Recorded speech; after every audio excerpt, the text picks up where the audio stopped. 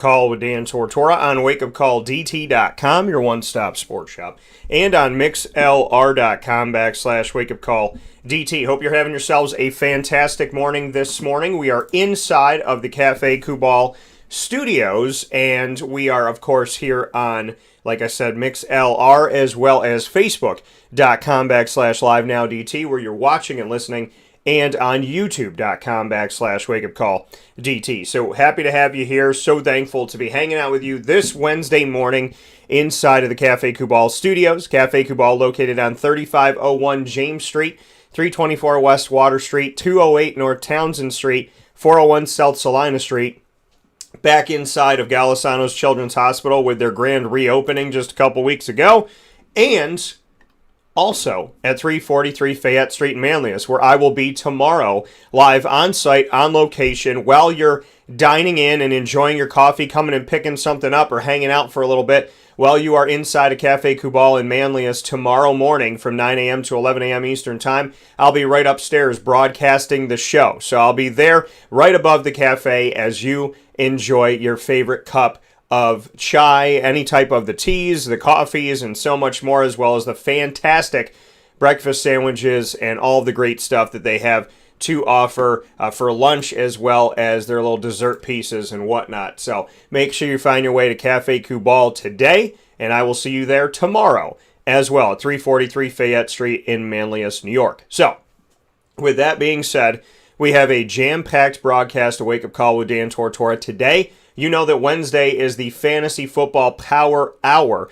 Well, we always extend it past 11. This time around, we're going to give the Power Hour the entire show. So it's the Power Hours, because there's a lot to unpack about the NFL Draft. So, inside of MonPawsPopcorn.com's What's Poppin', bringing you this beautiful show today. The Fantasy Football Power Hour will be the Power Hours, and we'll break down all the different pieces of the first round. Mike and I gave our predictions on where we thought people would go in the first round, all picks 1 through 32.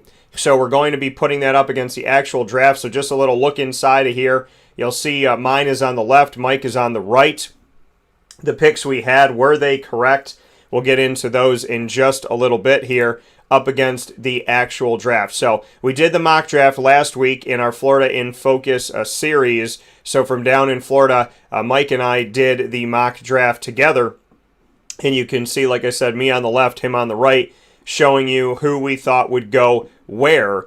And we'll put that up against what actually happened in the draft. So I'm very excited to be doing this with you and with Mr. Mike Sofka, as we will be bringing you the mock draft up against the actual draft results. So were we right? What picks were we right on?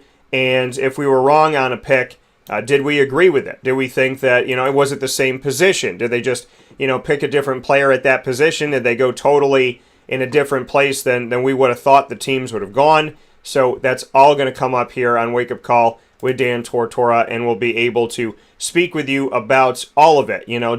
Are these picks the same? Did they do what they think, that what we thought they were going to do? If they didn't, then what happened? Or did somebody trade up and take the player that we thought would be at that pick and just ended up going to another team? So a lot of stuff to unpack here as we look at the first round of this year's NFL Draft and how Mike and I did in the grand scheme of what we had and what actually happened. So that's all going to be coming up here, where sports truly meets that thing called life, in the Fantasy Football Power Hour, proudly presented by the Wildcat Sports Pub. If you'd like to sign up for fantasy football, the Wildcat Sports Pub gives you the opportunity to do that with us. So you can go to dtstays@gmail.com.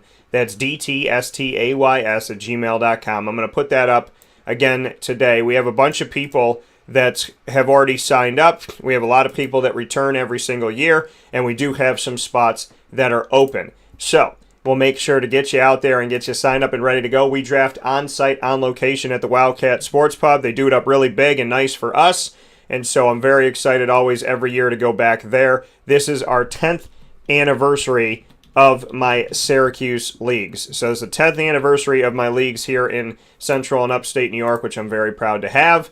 and we will be at the Wildcat Sports Pub. So I'll make sure I get you that information, and then I post that on all of our social media. But if you'd like to join, you got to do it sooner than later, as spots are scarce once we get closer and closer to it. And I want to make sure we got everybody set and ready to go so that they have all the information they need. So, with that being stated, we'll take a step aside for a fast break here on Wake Up Call with Dan Tortora. When we spin back around, we will be freshly inside of the Fantasy Football Power Hour, proudly presented by the Wildcat Sports Pub, as we discuss with you everything that happened in the first round of the NFL Draft. We're going to be going through the draft the next few weeks because, listen, there's 7 rounds, so you can't possibly do it all in one show.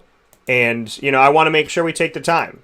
I want to take the time to take the time. I'm sure we could do it all in one show, but I want to really look through this, see what we got, and, unpack this draft and spend our due diligence and our time on the teams that are out there. So that's exactly what we're going to do. We're going to take a step aside and come back with the Fantasy Football Power Hour right here on Wake Up Call with Dan Tortora, where sports truly meets that thing called life. We appreciate you being here as always inside of the Cafe Kubal studios. Wake Up Call with Dan Tortora, having some fun with you this morning, and we thank you so much for just showing up.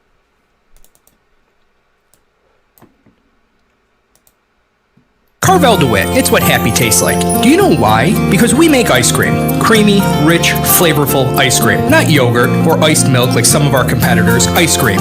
Fresh, by hand, daily. For the calorie conscious, we have something new for you. Our new Carvelite. Same great flavor, creaminess, and texture of our regular ice cream with only 35 calories an ounce. So whether you want an ice cream cake, flying saucer, dasher, carvalanche, hard or soft ice cream, we will satisfy your craving with our fresh, handmade regular or new Carvelite ice cream. Carvel DeWitt. It's what happy tastes like.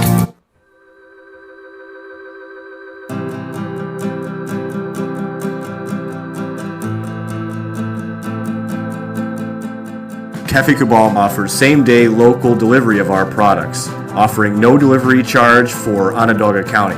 Shop cafekubal.com for fresh roasted coffee beans, cold brew, travel mugs, and all your essential Cafe Kubal needs. Cafe Kubal, coffee for the soul.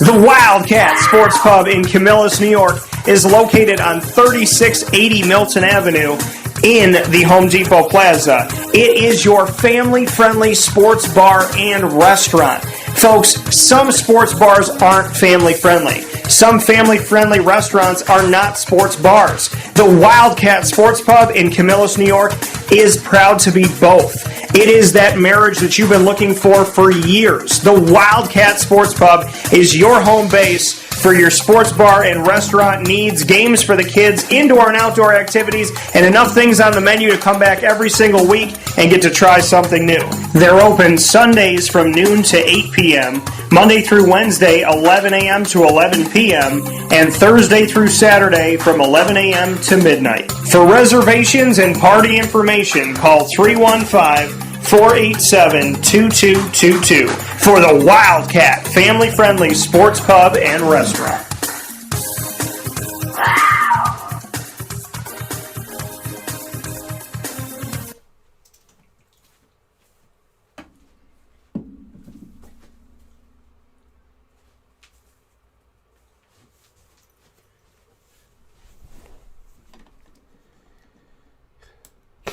Welcome back here to Wake Up Call with Dan Tortora on wakeupcalldt.com, your one-stop sports shop, and on mixlr.com/wakeupcalldt, as well as on Facebook Live on facebook.com/livenowdt, and on youtube.com/wakeupcalldt, all inside the Cafe Kubal studios. I hope you're having yourselves a tremendous morning this morning and enjoying life to its absolute fullest. Like I said, the NFL Draft is the conversation of today's show. How the draft went, where the draft went, and I'm very excited to discuss this with you. You know, Mike and I gave our first round choices and what we thought what would happen. It's the first time we have ever done a mock draft for an entire round.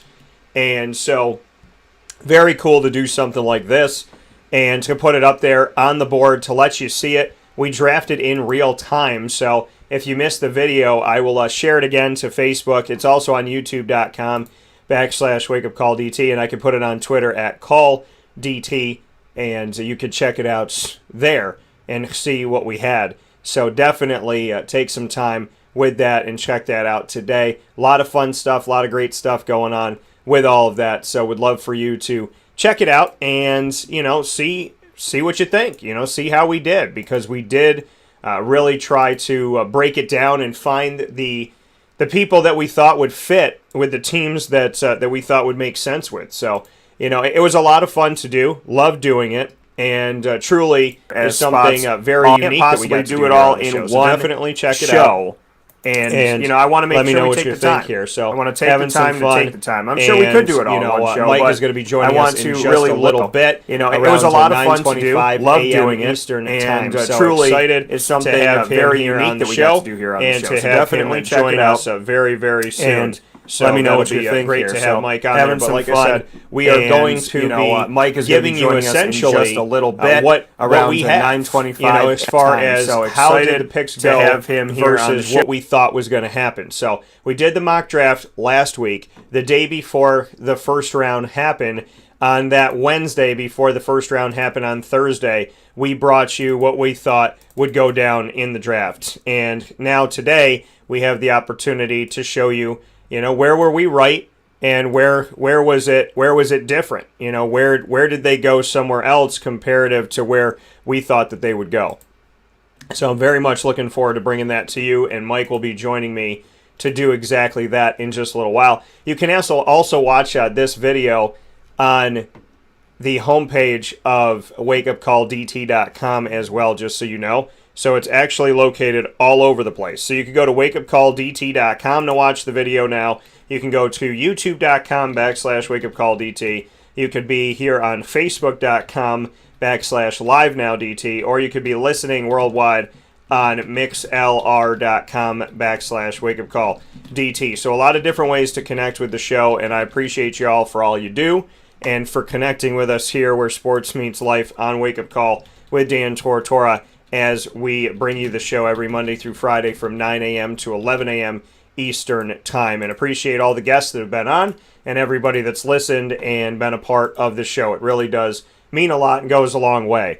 Greg said, draft is very difficult to predict, that's for sure. Nailed the Clemson quarterback, running back, Jaguars prediction. Thank you, sir. Yeah, that was something that I had. I said that Travis Etienne, I said he should go to the Jets. So in the mock draft that you're going to see today, as we kind of look back at it and take a gander at everything, when you see that, you'll see that I had him essentially going there. I had Travis Etienne going to the Jets, and I said if the Jets are smart enough, they will make this pick. If they're not, and he falls to Jacksonville, then they have to take him. And Jacksonville did exactly that. The Jets traded up, and they decided to, they got the 14th pick. They wanted to get Elijah Vera Tucker, so they traded up 9 picks for that. And when they did that, they skipped on Travis Etienne, and Travis Etienne fell to Jacksonville. So, I said, if that happened, you got to do it. I said I didn't think Urban Meyer could contain himself if they were both going to be able to reunite with each other, Travis Etienne and Trevor Lawrence, speaking of them. And so he didn't. He didn't help himself. He put it together, and it worked. So Mike and I, around 9:25 a.m. Eastern Time, we're going to be putting our picks up against what actually happened. So Mike's mock draft of the first round, my mock draft of the first round will be side by side, and we'll be talking about who was actually picked at that spot. So were we right? Were we wrong? If we didn't have the right player there, did they pick the same position, or did they go totally off kilter? So even some of these predictions that Mike and I had that didn't end up panning out directly, what do we think of the picks? Does it make sense? Was it something that we saw coming? And so we'll talk about all of that in just a little bit, because some of these teams went to places that I get it, but it was different than what I had. And then, some guys got picked a lot higher, which I'm excited for, like a Zaven Collins, who I thought would go toward the end of the first round, and he ended up going very much in the middle of the first round, which I was ecstatic about. So there's a lot of good to be had in this draft conversation. I can't wait to have it with you because there's so much to talk about and so much to unpack. So definitely stay tuned to this. There's a lot of great stuff coming up here on Wake Up Call with Dan Tortora, where sports truly meets that thing called life. So beyond that, coming up tomorrow, we're going to be at the Cafe Kubal Studios on location. We will physically be on site, on location at Cafe Kubal. It's our first ever show that's going to be at the manliest location, which is the newest location. And that means that you will be finding us at 343 Fayette Street in Manlius, New York. So very, very excited to be able to do that and to bring that to you where sports meets that thing called life. And definitely hope that you'll be tuning in here on Facebook Live on facebook.com/LiveNowDT. I'll be sharing it onto YouTube after the fact. So we'll be directly live on Facebook tomorrow. Normally we're live on Facebook and YouTube and on wakeupcalldt.com. Tomorrow we're going to be live directly on facebook.com/LiveNowDT. And then I will carry that over to YouTube and we will broadcast it live, or we'll rebroadcast the live feed from YouTube later on in the day. So for those of you looking for us on YouTube tomorrow, we will not be on YouTube from 9 to 11. We'll be on YouTube after, as we're going to broadcast live on Facebook from Cafe Kubal in Manlius, and then we'll extend it out to YouTube. So make sure you don't miss out on that. I don't want anybody to miss the show or wonder where we are tomorrow morning. So just giving you a little heads up on how it's going to go down for tomorrow's broadcast of Wake Up Call with Dan Tortora. So appreciate you being here. Thankful that you're here and hope that you're having yourselves a fantastic day today and making the most of the day. I know that it's been rainy and there's been a lot of stuff going on, but you know, you got to stay positive, got to stay good, got to stay in it and have some fun with it. So stay positive out there, folks, and I hope that you're having yourselves a good day and staying safe and making the most of the time that you have, because that's all you can do, right? Is value the time you got and do good things with the time that you have. So I hope that you're doing exactly that and that the week's going well for you. If it's not going that well, I hope it gets better. You know, I hope that things always pan out for the best, and I give you nothing but my hopes and positivity moving forward as we step closer and closer, hopefully, to realizing your dreams or continuing those dreams, as I'm always praying and hoping the best for every single one of you out there here with life, you know, and how things go. So a lot of great stuff coming up this week. Can't wait to be at Cafe Kubal. As you know, we're always inside of the Cafe Kubal studios, and once a month we get to go on site, on location to Cafe Kubal, which I'm very, very excited to get to do. So I definitely look forward to being able to have that time with you, and I appreciate you so much for hanging out with us here and having some fun on Wake Up Call with Dan Tortora, where sports truly meets that thing called life. Greg's saying a lot of college quarterbacks and wide receiver teammate reunions. Yes, you know, there's definitely some good stuff that's happening here in the NFL with people that know each other. They're a friend from work, but that there's this connection that is being reinstated in the NFL that they had in college, like Jamar Chase and Joe Burrow, Travis Etienne, and Trevor Lawrence. So it's good to see, you know, these things happening and these players finding their way back to one another. You know, Jalen Hurts, who used to be at Alabama, and now Devontae Smith is with the Eagles, and Jalen Hurts is the Eagles quarterback. Hard to believe, but no offense to Jalen Hurts, I just didn't think. I mean, teams getting rid of their quarterbacks quicker than I anticipate. Sam Darnold, Jared Goff, Carson Wentz. I mean, look at it. Jared Goff was the number one pick, right? And Jared Goff, number one pick. The number two pick was Carson Wentz. And they're both on different teams now. And then not only that, I mean, it's crazy to see this. I'm going back and looking at the draft 2016. Jared Goff was 1, Carson Wentz was 2. They're both on a different team already. Jalen Ramsey was 5. He's on a different team. You know, it's things change. Corey Coleman's been on like 50 different teams. He was the 15th pick. Will Fuller's on a different team. He was the 21st pick. So it's just, it's crazy to see how things shake out. And I think with quarterbacks, people, I feel like teams have been much more apt to let them go quicker. And I mean, look at Mitch Trubisky and the downfall of everything with Chicago. He was the number 2 pick in 2017. Leonard Fournette in 2017 was the number 4 pick. He's not on the same team anymore. No longer on Jacksonville, obviously. John Ross was the number 9th pick, wide receiver to Cincinnati. He's not there. Pat Mahomes was 10th, right? Drafted before Pat Mahomes. Myles Garrett, Mitch Trubisky drafted before Pat Mahomes. We look back on this stuff. Deshaun Watson was drafted 12th. And it's funny how hindsight's 20/20, and what do we say? I can't believe that this guy was drafted after da-da-da, but you don't know what they're going to turn out to be. You really don't. You roll the dice. Baker Mayfield was the number 1 pick in 2018. And Cleveland's been okay. The number 3 pick in 2018, Sam Darnold, not on the same team anymore. Josh Allen was the number 7 pick. Josh Rosen was the number 10 pick. And he's bounced around. Josh Rosen might be done in the NFL.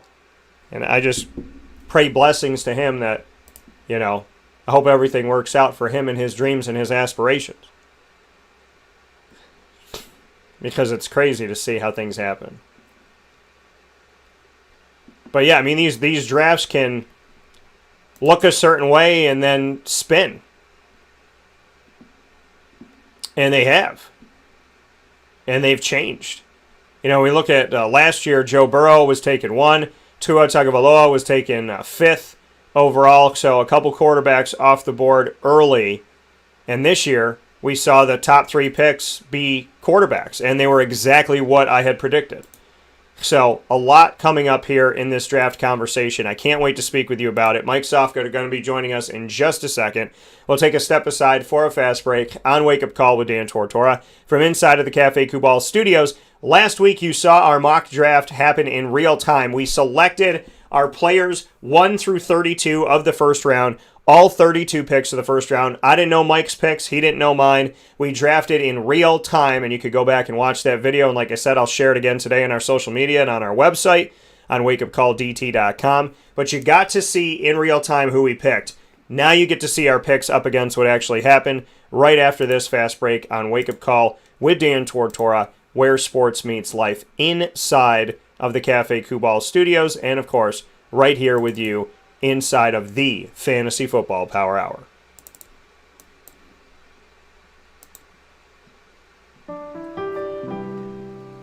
Avicoli's Restaurant, located right at the corner of Route 57 and Wetzel Road, is proud to be your local neighbor, growing with you for over 20 years. We're open 7 days a week for lunch, dinner, and drinks. For takeout, delivery, or catering, call us at 315-622-5100. When you order online and use our promo code AVS10, you will save 10% on your online purchase at myavicolis.com. And make sure to join us monthly for our live on-site broadcasts centered around Liverpool athletics.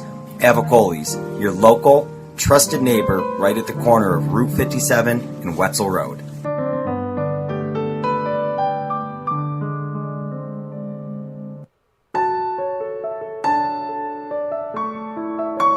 Having peace of mind when you're out of town that your furry-loving friend is safe and sound means taking them to Canine Campground, because we all know that when it comes to the love of our pets, it goes well beyond the call of duty to make sure they're safe and sound. Right, Lily?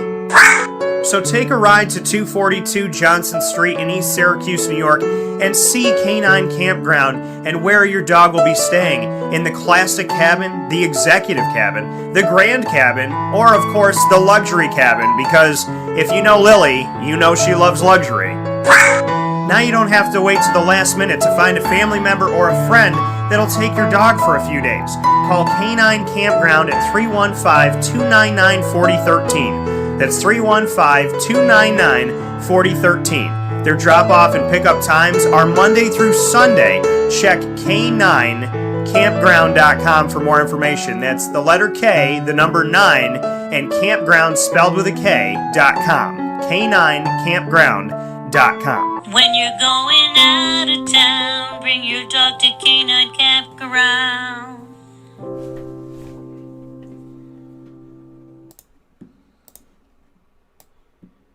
Welcome back here to Wake Up Call with Dan Tortora on wakeupcalldt.com, your one-stop sports shop, and on mixlr.com/wakeupcall. DT hanging out with you inside of the Cafe Kubal studios. Cafe Kubal with locations on 3501 James Street, 324 West Water Street, 208 North Townsend Street, 401 South Salina Street. Back inside of Galisanos Children's Hospital with their reopening a couple weeks ago inside of the Galisanos Children's Hospital. And I want to thank Galisano for everything that they do to help our kids and try to heal our kids. And I just hope that, God's healing hand is on Galisano and everywhere with children and with adults and with everybody that needs some healing and needs some prayers today. I send my best to each and every single one of you, truly. So, with that being said, thank you for that, and happy to see Cafe Kubal is back there because, a little bit of coffee, a tea, a little snack. Those people are working tirelessly all day long, so you have no idea what a cup of coffee might mean to them, or maybe you do. So, little things like that put a little smile on our faces, on a rainy day like today in central and upstate New York, going to get myself a chai tea and a snack from Cafe Kubal goes a long way.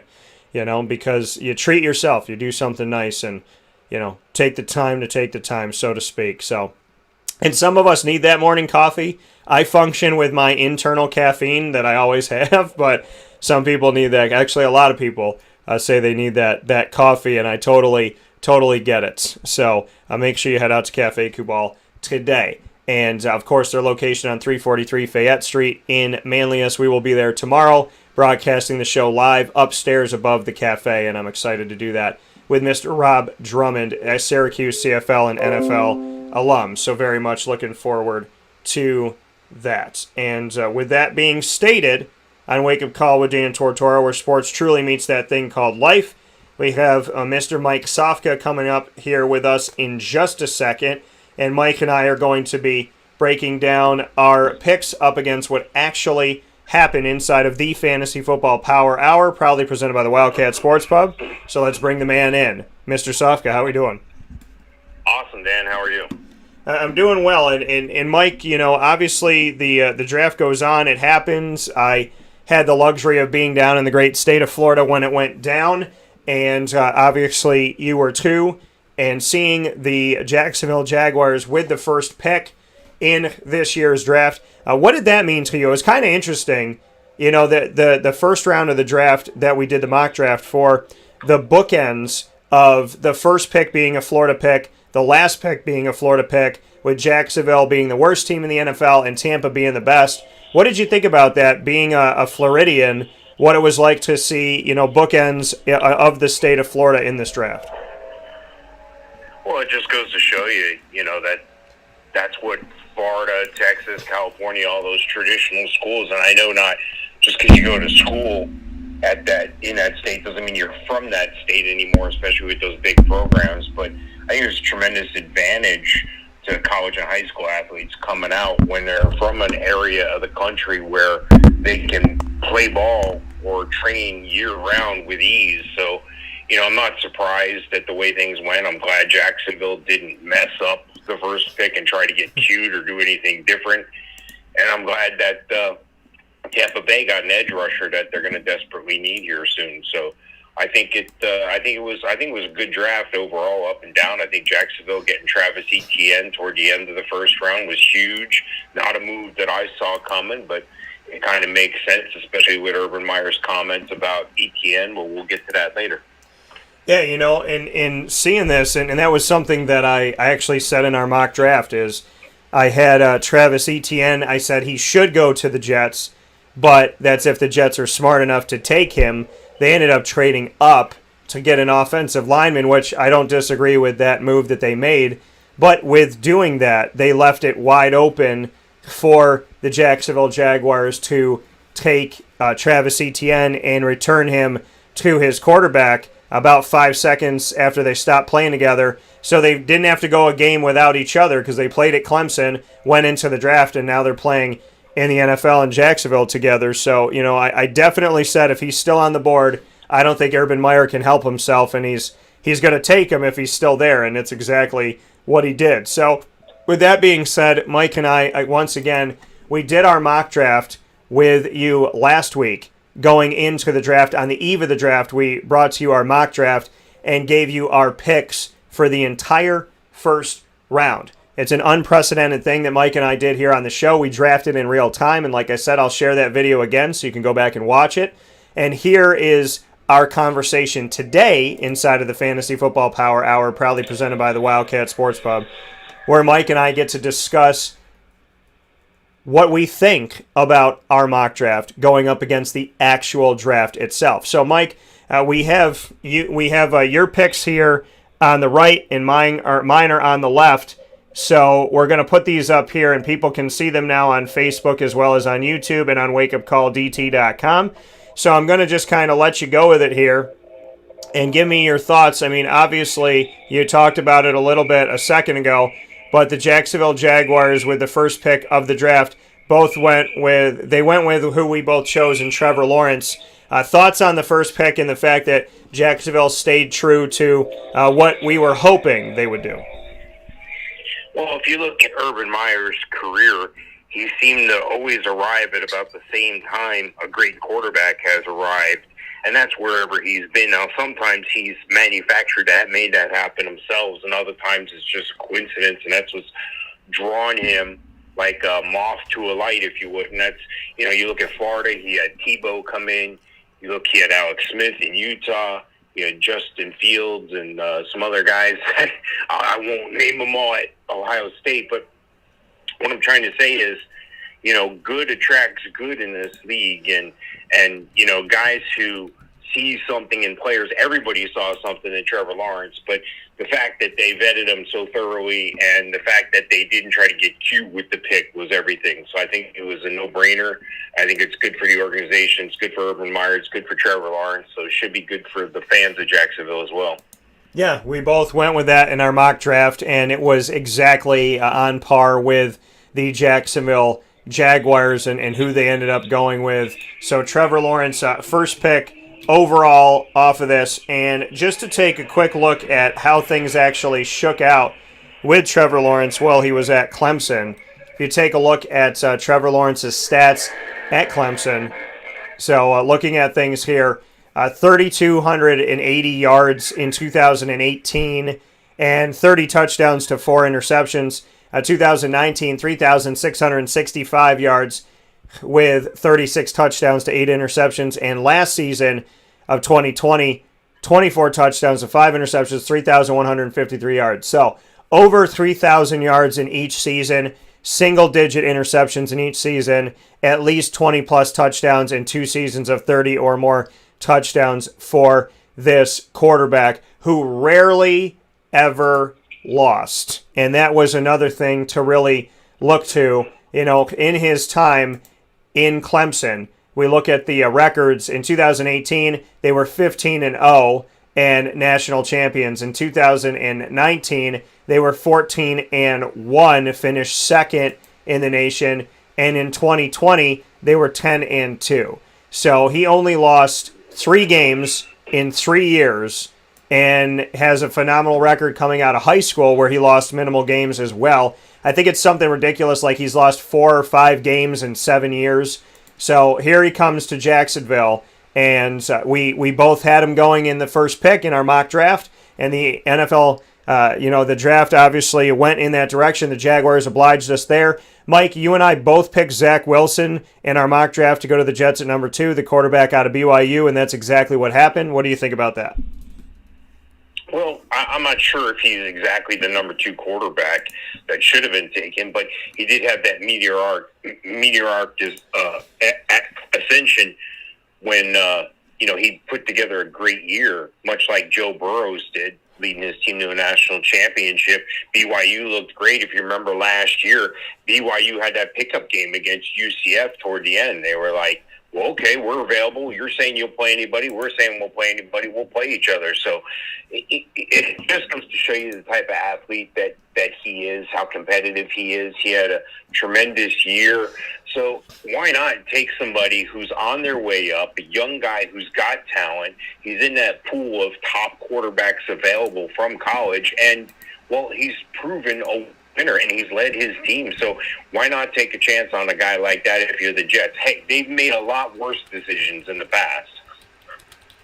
Yeah, and that's the thing. I mean, it was still within his rookie contract. They let Sam Darnold go. I was talking about it at the beginning of the show. Letting a guy go that was the 3rd overall pick while he's still within his rookie contract. And the fact that Jared Goff of 2016, the number 1 pick, the number 2 pick, Carson Wentz of 2016, all these guys on different teams. And typically you see a team lean more on their quarterback longer, I would say, give them more time. But seeing these guys go so quickly, Mike, are you surprised that teams are moving on from the quarterbacks they're choosing in the top 3, top 5, top 10 picks? Is it surprising to you that over these last, 4 seasons, really, that we've seen such a mix-up with Jared Goff, with Carson Wentz, and now Sam Darnold all being on different teams? Well, if it didn't work out, it didn't work out. But what we got to remember, and we see a lot of these quarterbacks going way early lately, but half these guys aren't going to work out. That's just the math behind it. 50% of them are not going to work out. So, you just hope you're on the right side. And, it's a impatient fan base. The game is impatient. The money is impatient. And that's what it's really all about. This is a business. So if you do make a mistake, or what's perceived to be a mistake, or if you feel you set yourself back a couple years and you have the ability to shorten that negative window, that's why these teams have done that and moved on. They're obviously like, look, we've seen enough of this. This isn't working. We're going to move in a different direction if we can. We've got a high draft pick again. We shouldn't have a high draft pick because we got this great quarterback a couple years ago. Usually the teams that have the high draft picks are the worst teams. I argue to say that Jacksonville is not far from being a playoff team, that the Niners, there's so many that we can go on down the line who were at one quarterback away from making things happen. So, yeah, I get the frustration, but if you mess up a high draft pick, a top 5, top 10 draft pick on a quarterback, and you miss, you set your whole club, you set your whole franchise back as much as 7-8 years minimum. And that's the thing, is you gotta really strike. And some of this is taking a chance. Some of this is having just belief that the player is going to pan out. Some of it is, you got to do your homework. It's not just talent. Jacksonville knows that with Jalen Ramsey and company. It's not just talent. It has to be more than that. You have to know, to the best of your ability, what you're getting. You got to ask the right question. It's like anything. It's like dating. It's like finding a job in general. You have to ask the right questions. And sometimes things don't work out. Sometimes people lie. Sometimes people come in hot and then they, don't always get after it after that. They come in with the energy and then they lose the energy or they get rid of it. So you don't know exactly what you're going to get at any given time. It's a lot of faith. It's a lot of trust. It's a lot of homework. And hopefully Zach Wilson will pan out and they won't make him yet another scapegoat. As Mark Sanchez, they took all of Mark Sanchez's weapons away, including his favorite target, which was tight end Dustin Keller, and then they blamed him for everything. And people forget he made it to back-to-back AFC championship games. And then outside of that, when they went to Sam Darnold, they took all the talent away from him, and he continued to not do well. Quincy Enunwa and Robbie Anderson, 2 receivers that he started to, in my opinion, build a connection with. They let them both go somewhere else. And beyond that, they didn't bring in any. Le'Veon Bell was a head case in Pittsburgh. They didn't have anybody else at running back. They weren't helping him at wide receiver. They weren't helping him at tight end. They weren't helping him by protecting him. And then they blame him and ship him off and let him go. And that's been the Jets' MO. They blame the quarterback when it's everything else going on. The front office, the offensive line, the skill players. They blame it all on the quarterback. They let him go.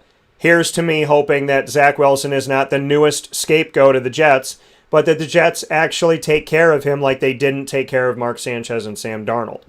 Now, you said that the meteoric rise of Zach Wilson. In 2018, he had 12 touchdowns and 3 interceptions. 2019, he had 11 to 9. In 2020, he had 33 to 3. Just blew up.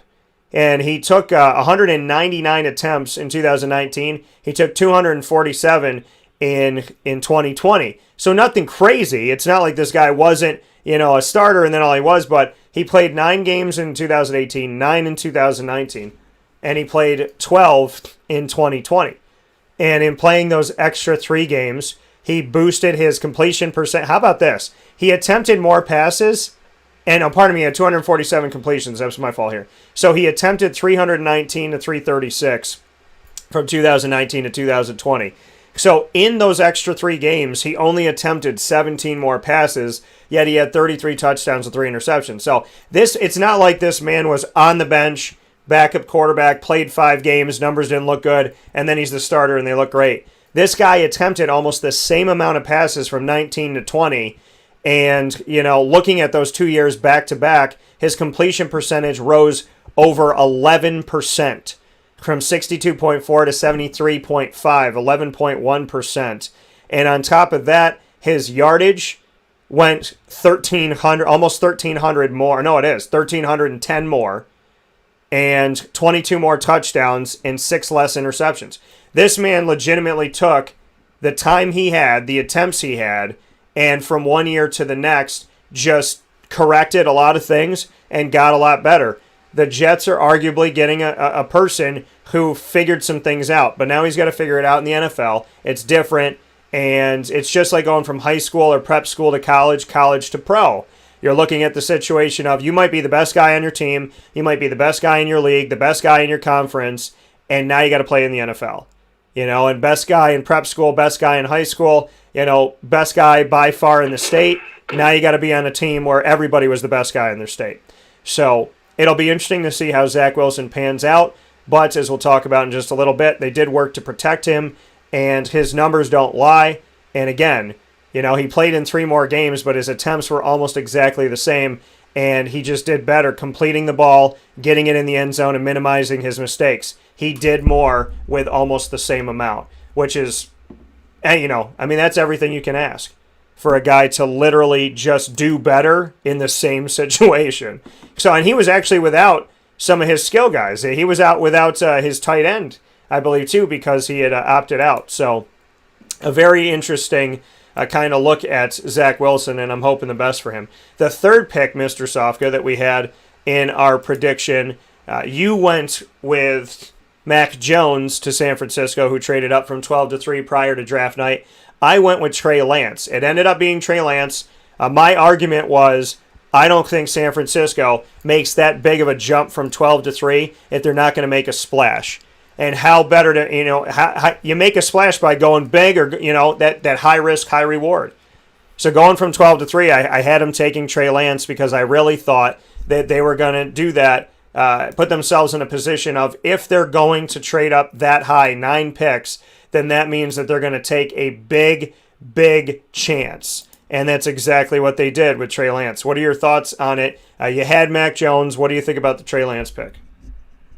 Well, either way. It can go either way with this, and they went with Trey Lance, and that just means that they're confident that Jimmy Garoppolo is going to stick around, and they're confident that they can start Jimmy Garoppolo. Look at the advantage that a lot of quarterbacks have by sitting. You look at Aaron Rodgers sitting behind Brett Favre. Now, I know Garoppolo is not Brett Favre, but what I'm trying to say is even Trey Lance did the same thing at North Dakota State. He came in and sat a year behind Easton Stick. So the guys that get that opportunity to slowly progress in without having to jump full on into the pool, they can just stick their toe in the water and gradually enter. Those guys do well. But then sometimes it works out to your benefit to throw the guy, right into the pool. Baptism by fire. This is what some guys need. So, we're only an injury away from a quarterback on another team without seeing Trey Lance as the starter. What I mean by that is I think Jimmy Garoppolo could be shopped still, but I think the plan is, and according to what Jimmy Garoppolo is saying, for those guys to all stay together at least one more year here, and hopefully this will make Jimmy Garoppolo the better player in the long run for it. Now, I don't mean better player as compared to Trey Lance, because I think Trey Lance has all the talents and tools and football IQ to be a superstar in the league. But it's like we said before, half the guys don't work out. So it is what it is there.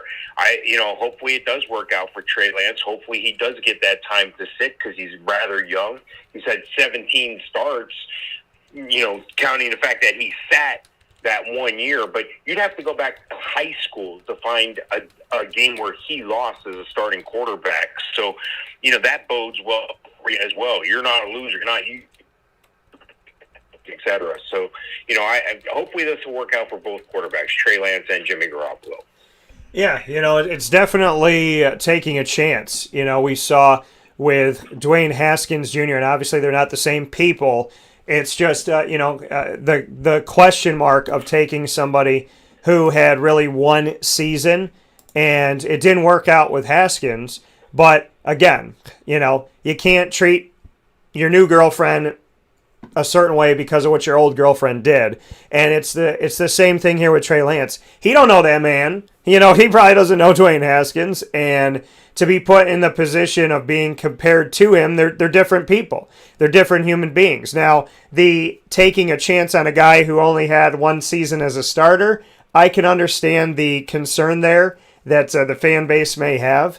We look at the season that he, as a sophomore at North Dakota State, Trey Lance, 192 completions on 287 attempts, 66.9% completion percentage, 2,786 yards, 28 touchdowns, no interceptions. Now, people might say, well, Dan, he's playing in North Dakota State, blah, blah, blah. Yeah, okay, well, this is also a team that vies for a national championship. So I like, and a lot of talent has come out of North Dakota, these teams that they have had and the players that they've had at quarterback. So I like Trey Lance. I like the upside. I like the hope in him. We watched some film on him and talked about him a little bit well before the draft happened. So I'm pleasantly looking forward to seeing what he can do. But again, like Mike said, this kind of puts you in a position where you got some time with Jimmy Garoppolo, unless they look to ship him off. And if they do, and it's really Trey Lance or bust, because remember, they've had a couple guys, get them out of trouble in Nick Mullins and C.J. Beathard, and C.J. Beathard went over to Jacksonville. So they might go boom or bust with Trey Lance this season. And right now they go with him, and that's the pick that I had because I thought they would strike in that way. Mike, at number 4, I had Devontae Smith. You had Kyle Pitts. We both went receiving core on this pick. You got it right with Kyle Pitts. What are your thoughts on Mr. Pitts being, he's marked as a tight end, but being the first receiver of tight end or wide receiver, the first receiving core guy off the board? What do you think? Yeah, I challenge anyone to put together some sort of poll and ask any NFL GM, ask any NFL coach, even the ones that picked quarterbacks ahead of the number 4 pick here, that's San Fran, the Jets, and the Jaguars. I think every one of them would have picked Kyle Pitts with their first pick had he been available. I think he's the biggest no-brain pick in the draft. Freakishly athletic, extremely long arms, giant wingspan, can catch the ball from just about anywhere. He is like a receiver at the tight end position, but he's huge. He's big-bodied. So this is a guy that's going to command double coverage from day one. Or he's going to burn you, and he's going to make you look silly. And, Atlanta's tried. Atlanta had Austin Hooper. They did real well. Contract came up. They decided to go another direction. They brought in Hayden Hurst. That's a guy who underwhelmed, in my opinion, with the Ravens. Luckily the Ravens did the smart thing, like I try to do sometimes. You go to the well. Don't just drink water for your sip that you need now. Take some with you because you had to stand in line. Well, that's what the Ravens did a couple years ago by taking Mark Andrews and Hayden Hurst. And, Mark Andrews worked out. They sent Hayden Hurst packing. And now Hayden Hurst didn't, quite work out the way they thought he should have in Atlanta. Now, maybe this will increase Hayden Hurst's game because the 2 tight end set is something that a lot of teams covet. You look at Philadelphia has been trying to do it. I go back to the Patriots when they were able to do it successfully back in the day with Gronk and the other guy that shall remain nameless. what I'm trying to say is everybody can use a dynamic tight end like Kyle Pitts. Atlanta was in a position to take him, and I argue that if Atlanta was at number one for some reason, they still may have taken Kyle Pitts instead of a quarterback. Yeah, and Kyle Pitts, he brings some fire, and he brings it immediately. The funny thing about it is you think it'll help Hayden Hurst because he'll probably be open, but he's been so underwhelming that even if he is out there available, is he going to do what he needs to do in the field? So that's kind of the question. My hope is that things work out for Hayden Hurst and Kyle Pitts, but I think the pick is tremendous. You had him here. I could definitely see the argument of doing it.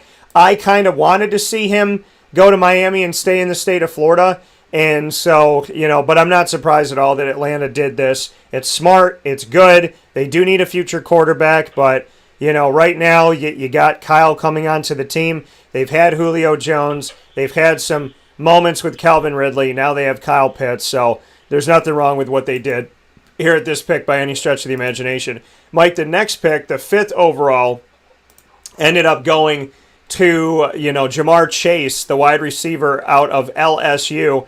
I said when we did our mock draft, I don't think Cincinnati can help themselves. They have Joe Burrow from LSU and that championship team.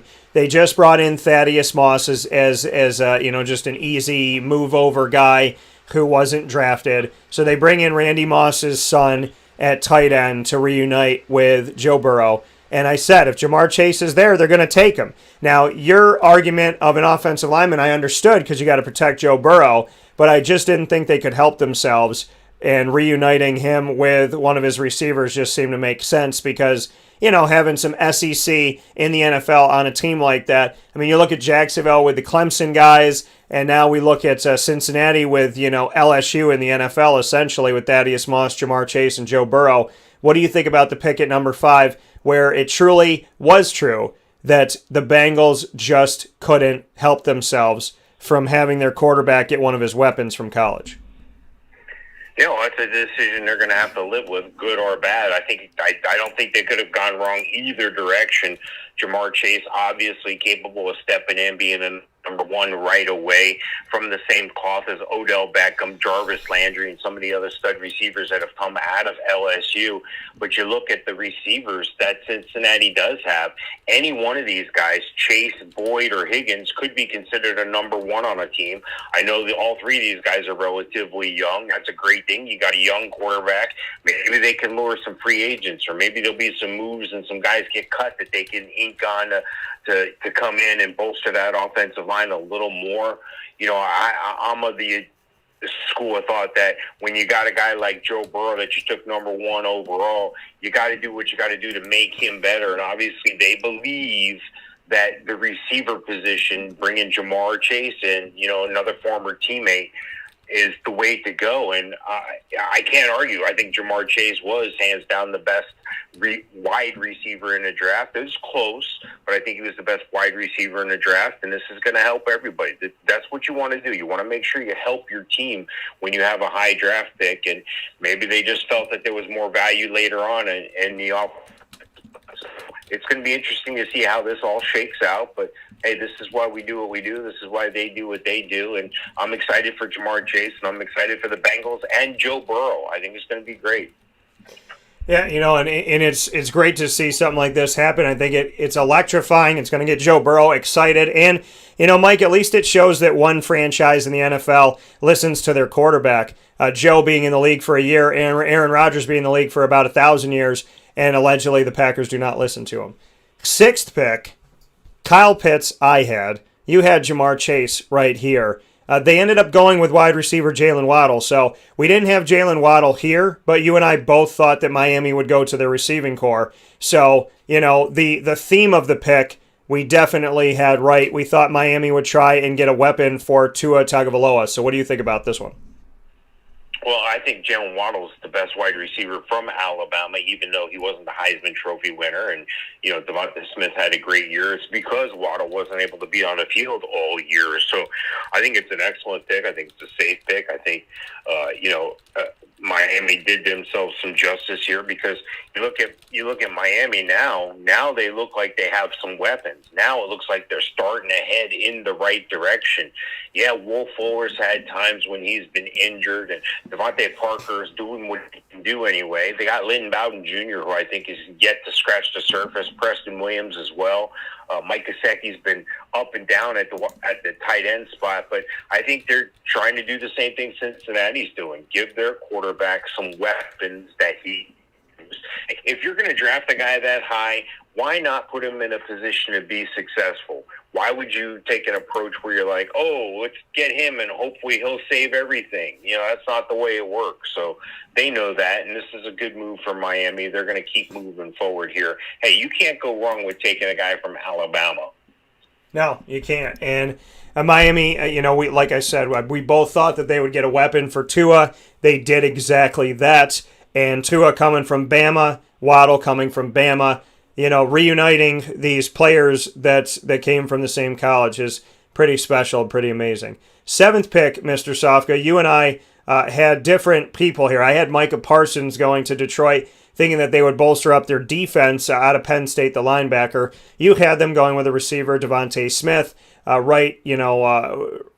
of the guy that won the Heisman, the guy that's, like you said, you thought Jalen Waddle is the best wide receiver out of Alabama. Well, the other guy is Devontae Smith. You had him going 7th.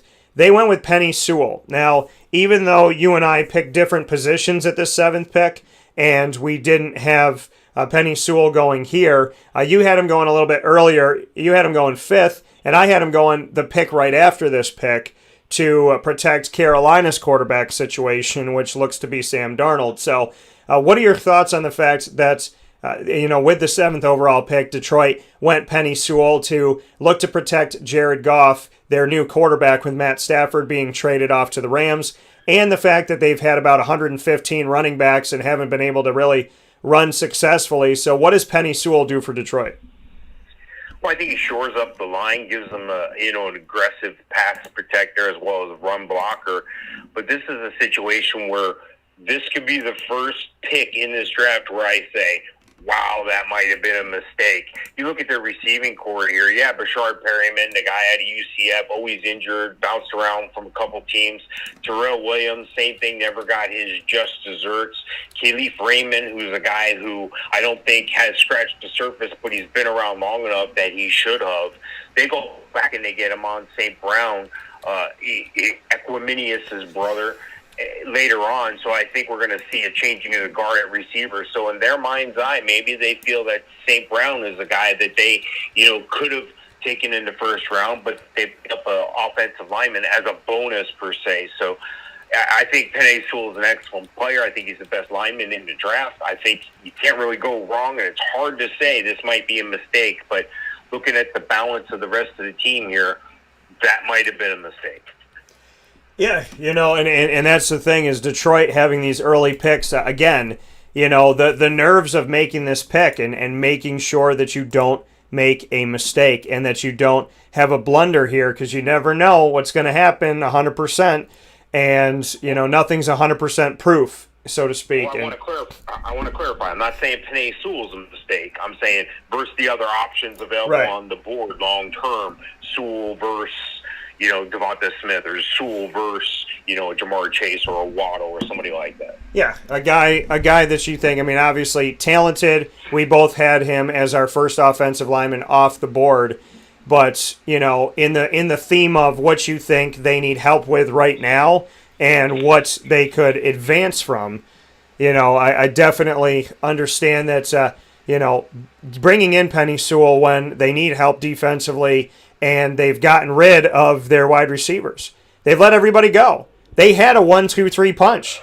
They had a Kenny Galladay, Marvin Jones Jr., Golden Tate punch. They let Golden Tate go. Then they let Marvin Jones go to Jacksonville, and Kenny Galladay is gone. So the question marks at wide receiver for Detroit are vast. You bring in Jared Goff, but what are you doing to help him? So, right. One more quick thing. Yeah. Quintez Cephas, second-year pro, that's a name to watch out for here in this court, because he could definitely, with what's in front of him and around him, he could definitely make himself into the starting lineup again. Yeah, and that's the thing is Detroit's kind of in a place where Jacksonville was in recent history, where their wide receiver core was just, why, what are you doing? What are you bringing in? And Blake Bortles, they want to blame him for everything, but he didn't have a great receiving core. And his numbers, if he continued on pace of where he was going with all of his numbers, like a lot of his stuff was similar to Mark Brunell. And Mark Brunell had Keenan McCardell, Jimmy Smith, Kyle Brady, Fred Taylor. None of that was in the world of Blake Bortles. 8th pick overall, Penny Sewell is who I had going to Carolina, offensive lineman that went the pick before. And then you had Justin Fields going to Carolina. Carolina drafts J.C. Horn. Now, here's an interesting story about this. J.C. Horn went to school in the Carolinas, so they're keeping somebody in that area. He went to South Carolina. I know the Panthers play in Charlotte, North Carolina, but J.C. Horn went to South Carolina. He's a corner. A corner that you remember from Carolina Panthers history that was really good, Josh Norman. He went to Coastal Carolina. So just an interesting thought here that you're getting a corner from the Carolinas. JC, what do you think about him going? You and I both had him going in the first round, but him going to Carolina in the top 10, what do you think? Well, I think that Justin Fields, the reason why I selected him is I thought Carolina needed time to mold a quarterback, yet they needed time to get a guy on the field that could develop. They chose to go the other route, and J.C. Horn was one of the most coveted cornerbacks in the draft, both him and Patrick Surtain II, and both come from a lineage of NFL player. J.C. Horn related, of course, to Joe Horn. I don't think he's going to pull out a cell phone out of his pants when he scores or anything, but why not have a guy that can lock down the field, lock down half the field? You got Dante Jackson or AJ Bowie on the other side, and nowadays you have to have several cornerbacks on your roster because you need a guy that can cover the guy in the slot. Their secondary is bolstered tremendously. Justin Burris is an outstanding player, and Jeremy Chin, this guy can switch between safety and linebacker. So I think they got a lot going on defense. This really makes their defense up and down. Every one of these guys can make it to a Pro Bowl on the defense, the starters. So I think that was a great move on their part. Not sure if that was the right move, but I think it was a great move. Yeah, I think bringing in and helping out their defense is good. I think they need, more assistance with their offensive line. I think, putting all your eggs in the Sam Darnold basket by letting Teddy Bridgewater go right after you gave him a 3-year contract where the 2 years were set. You let him go already. And here you are with Sam Darnold, who is still in his rookie contract with the Jets. So it's very interesting, the dynamic of Carolina. But J.C. Horn hopefully can help to minimize the quarterbacks on the other side. So if Sam Darnold does make mistakes and continues to see Casper the Friendly Ghost on the field, well, J.C. Horn can help him out by preventing touchdowns on the other side of the ball. Number 9, you would think that John Elway would know quarterbacks. You would think that Denver would having one of the greatest, that he would be able to see it. But in the room with John Elway and everybody else making decisions, I'm not going to put it just on John, the Denver Broncos have been in a position where they've had numerous opportunities to bring in their future quarterback, and it just hasn't worked out. I thought they were going to go Justin Fields at number 9. You thought they were going to go Trey Lance at number 9. They decided to go with Patrick Surtain II right after J.C. Horn left. It's almost like when you're in a fantasy draft, Mike, where you have a plan and it's set in place. Now, maybe this was always their plan, but you have a plan and it's set in place just for argument's sake. And, sometimes you see okay, you're not going to draft a tight end, but you see 3 tight ends go off the board, so you just do it instead of going after the number 1 quarterback or, the wide receiver that you want to get and whatnot because you kind of freak out. Well, as soon as JC went, Surtain goes right after. The question is, did the Broncos go, oh my gosh, they took him, we got to take this guy? I thought they would go quarterback. They did not go quarterback. So they are now in a situation yet again where they have new people in their quarterback room that they're going to have to implement into their offense, which seems like it resets every single year with a new quarterback. What are your thoughts on this pick? Well, I think that they put themselves in a bad situation. They traded up. They came out and, had to respond to talk about Drew Lock and their confidence behind him and trading up, put themselves obviously in a position to take a quarterback. And with the 8th pick, the top 3 quarterbacks obviously on their board as well were gone. They weren't going to get a chance at Trevor Lawrence. They weren't going to get a chance at Zach Wilson. It came down to Trey Lance. And I bet had Trey Lance been available, had San Fran taken Mac Jones, that I venture to say that Denver would have taken Trey Lance. That was obviously their guy. Yeah, and again, I think J.C. Horn and Patrick Surtain, these guys are almost like flipping a coin. There were some prognosticators had Patrick Surtain lasting a little bit longer into the first round and possibly going to Dallas. But, you got a guy, again, with the lineage. He's been coached. This is what he's been born and bred for, much like a J.C. Horn on the other side. So, hats off to them for identifying what was one of the better players in the draft. They weren't going to take a receiver. They loaded at receiver with Jerry Jeudy and Cortland Sutton and KJ Hamler, and they're okay there. I think that this might have been a very good move. Anytime you can take a lockdown corner, you take them, especially in this day and age where the slot receivers are big-name players as well. So you need every cornerback on the field. See, not every safety can cover like a cornerback, but every cornerback can cover like a safety. So you have to have that flexibility. You have to have that guy that you can say one of two things. You go out and cover that half of the field, or you're a safety and you're going to come up and you're going to stop everything. So they chose to go with a Patrick Surtain, lock down half the field, and I can't really argue with that. I hope that they can remend some fences with Drew Lock. They brought in Teddy Bridgewater, so obviously they felt that it was Trey Lance or bust. Trey Lance didn't come through, and hey, why not lock down half the field? Yeah, so again, you look at the Carolina situation and you look at the Denver situation, you got some quarterback woes and question marks, but if the defense wins championships, so if you have somebody that's locking down and minimizing opportunities for the other quarterback, well, then if your quarterback makes some mistakes and they're still trying to figure out how to move offensively, it's a lot easier to try and score 10 points or 17 points than it is to score 30.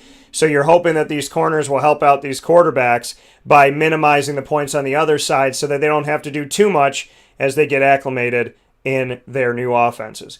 10th pick, Mike, is the first trade we saw on draft day. And that was Dallas giving up the 10th pick to Philadelphia. You and I both thought that if Dallas had this pick, they would go corner. I thought they would take Patrick Surtain the second. Now, Denver, as we just spoke about, took him one pick before. So, with that being said, I feel like if he was still available and Dallas was still there, that's where they would go. You had them taking Caleb Farley out of Virginia Tech at corner. The pick was traded to Philadelphia, which could backfire against Dallas because now they have to defend against this guy.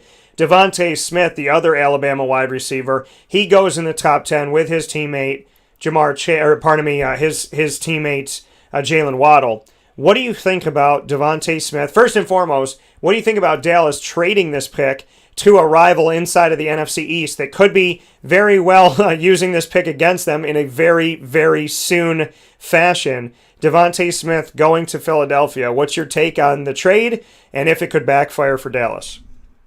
I thought it was interesting, like you said, within the same division there. But you take a look at Devontae Smith. I mean, this guy just oozes talent. He's a little slight of stature, but I'm not going to argue with his performance. He's a classic number one receiver. He can be your one big guy. You look at the Eagles roster and you're like, well, that's what they took Jalen Reagor for last year. It's why they traded up and took him. And, well, now you got two of those guys, and you can't argue with that success story. Look at a Mike Evans. Look at a Chris Godwin. You look at 1-2 punches that are successful across the league. Who are you going to double cover? Both of these guys can run fly routes. Both of these guys run routes real well. They got some unsaid heroes on that team as well at the receiver position. Travis Fulgham, I look for him to have a big year. Greg Ward as well. John Hightower, premium prospect. So they still have guys. They still have some depth there. Obviously, they're solid in in their pick from last year, and Jalen Hurts at quarterback. You know, you still had Justin Fields on the board at this point.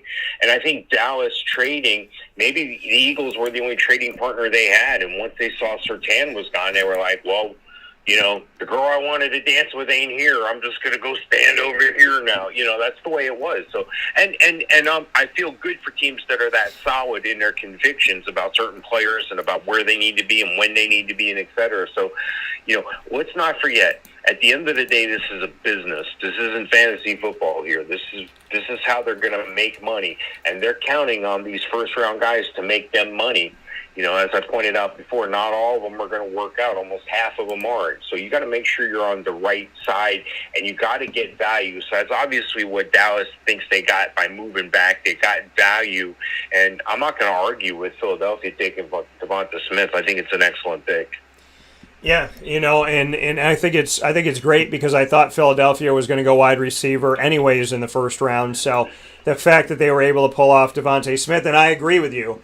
I was thinking the same thing about Dallas. Hey, our pick of Patrick Surtain just went, so instead of putting ourselves in a situation where we're scrambling, let's trade down a little bit here, let's regroup, let's figure things out, because the girl we wanted to dance with isn't available to dance. So I agree with that wholeheartedly and was thinking the exact same thing. So we'll take a step aside for a fast break. When Mike and I come back, we'll be giving our 11 through 21 picks up against what actually happened in the draft, which includes a blockbuster trade that may be on or off the field the best move by the Giants in recent history. We'll talk about it right after this.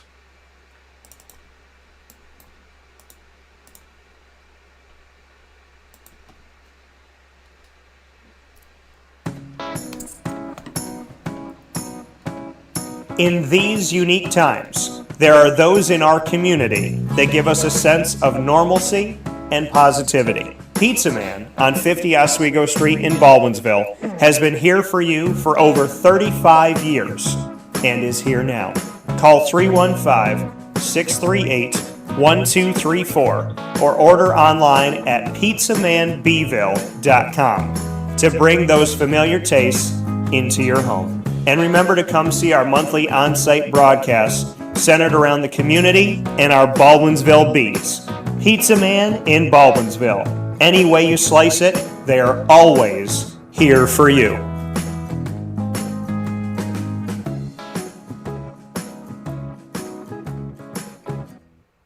I'm George Townsend of Honda City with some good advice when buying a new car. The true cost of owning a new car is determined by the appraised value when you trade it. No vehicle appraises higher than a Honda. Next, look for low APRs and deep discounts. You also want low maintenance costs and great fuel economy. That's why my advice to you is to buy a new Honda. Looking pre-owned? Visit our Honda Certified Used Car Center. Honda City, 7140 Henry Clay Boulevard, Liverpool, or HondaCity-CNY.com. It would be a pity if you don't shop at Honda City. This is Jimmer Sikowski, owner-operator of Chick-fil-A Cicero, 7916 Brewerton Road in Cicero, right in front of the Home Depot. I had a deep feeling that God wanted me to do something bigger with my life and to help people, help others. I kept putting Chick-fil-A in my life, and I realized as I was going through the franchise selection process that positively impacting the lives of others was really core to what we do here at Chick-fil-A. First of all, it starts with the food. The food is brought in fresh daily. We bring in local produce. We prepare to order in the kitchen. We hand bread our chicken. We hand spin our milkshakes. It's great food. It doesn't taste like fast food. I think the second thing is the way people feel when they come in a Chick-fil-A restaurant. It's different. We try to treat people with intentional kindness here, which is very different and deeper than good customer service. And so I think it feels remarkable for most people to come in a Chick-fil-A restaurant. And then lastly, the impact that we try to have in the community is very different. It's a big part of the expectation of every operator of a Chick-fil-A restaurant is that they're actively engaged in their community, they're a leader in the community, and they're making a difference. When they realize that what we're striving to do is to shine a little light in their life, that's a very, very different experience than you will have in any other quick service restaurant. And it's that remarkable experience that I think people will emotionally connect with.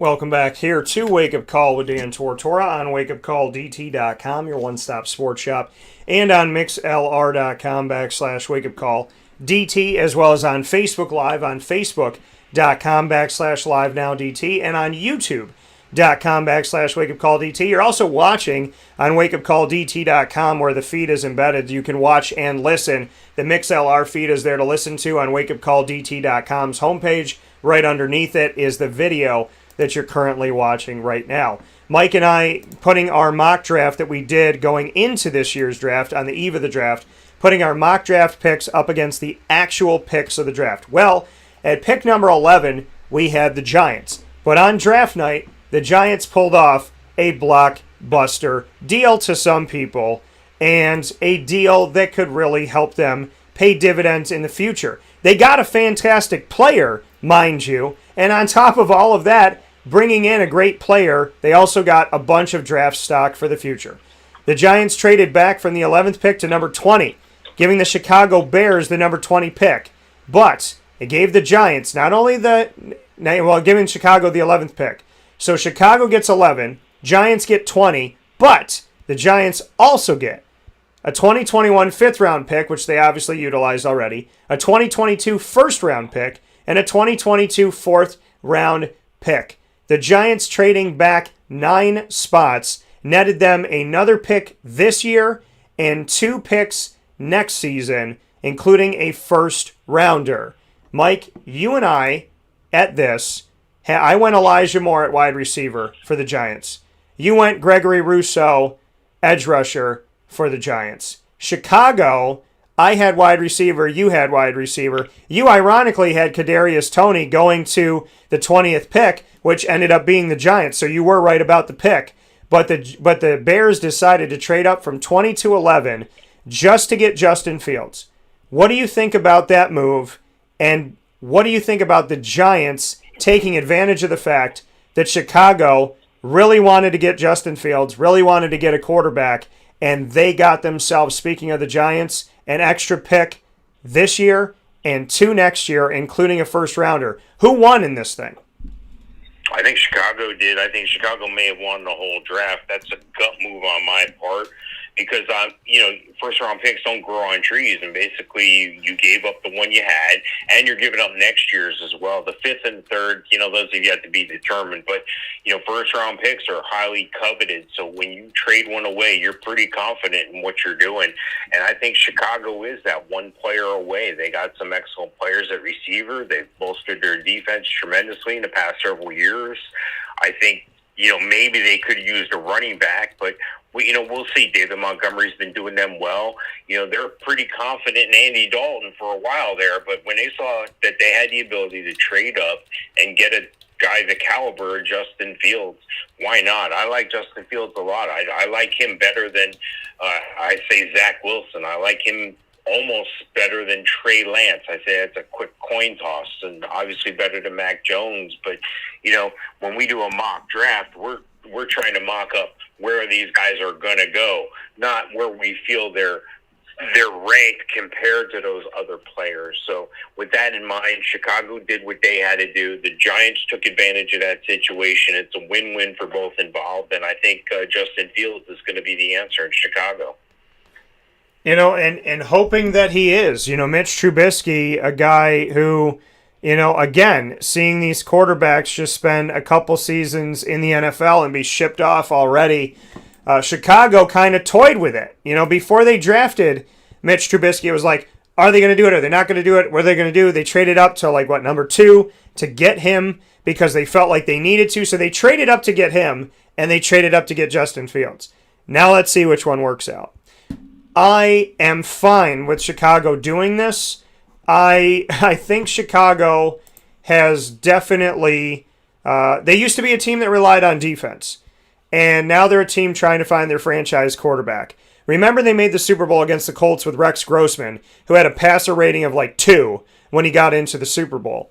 So they haven't been known to really have much of anything at quarterback in a very long time. They've tested Nick Foles. They brought in Andy Dalton. Andy Dalton's probably scratching his head going, why the hell did I come here? But, you bring in Andy Dalton, you bring in Nick Foles, you look at, potentially, everything, Mitch Trubisky that they had, and trying to find the guy. They, like Denver, have struck out a lot, and now they're taking a chance on Justin Fields. I want Justin to translate. I don't want him to be another, forgotten player. I'm kind of somewhere in the middle of I'm 51% that he's going to be he's not going to be forgotten, and 49% that he is.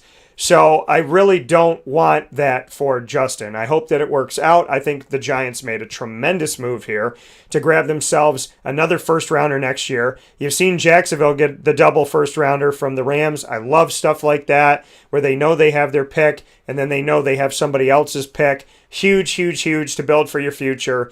So the Giants very smart in doing this because, again, I thought they were going to take a receiver at this pick, and they ended up taking a receiver at this pick later on. So I love the move by the Giants. I love the draft. Getting more real estate was great for them. And, if Justin Fields works out, then Chicago looks really smart with this pick. Now I'm just hoping that them trading up this time isn't the same as when they traded up last time, in all honesty. Number 12, Mike, we had Philadelphia going with Jalen Waddle. Both of us did. They traded up to number 10 with the Cowboys to get Devontae Smith, his teammate. So you and I thought they would go wide receiver, thought they would go Alabama wide receiver. So even though they traded up a couple picks, we still look like we knew what we were doing here as far as trying to read Philadelphia's mind. We were right there with them that they would go for a wide receiver and that they would go to Alabama to get one.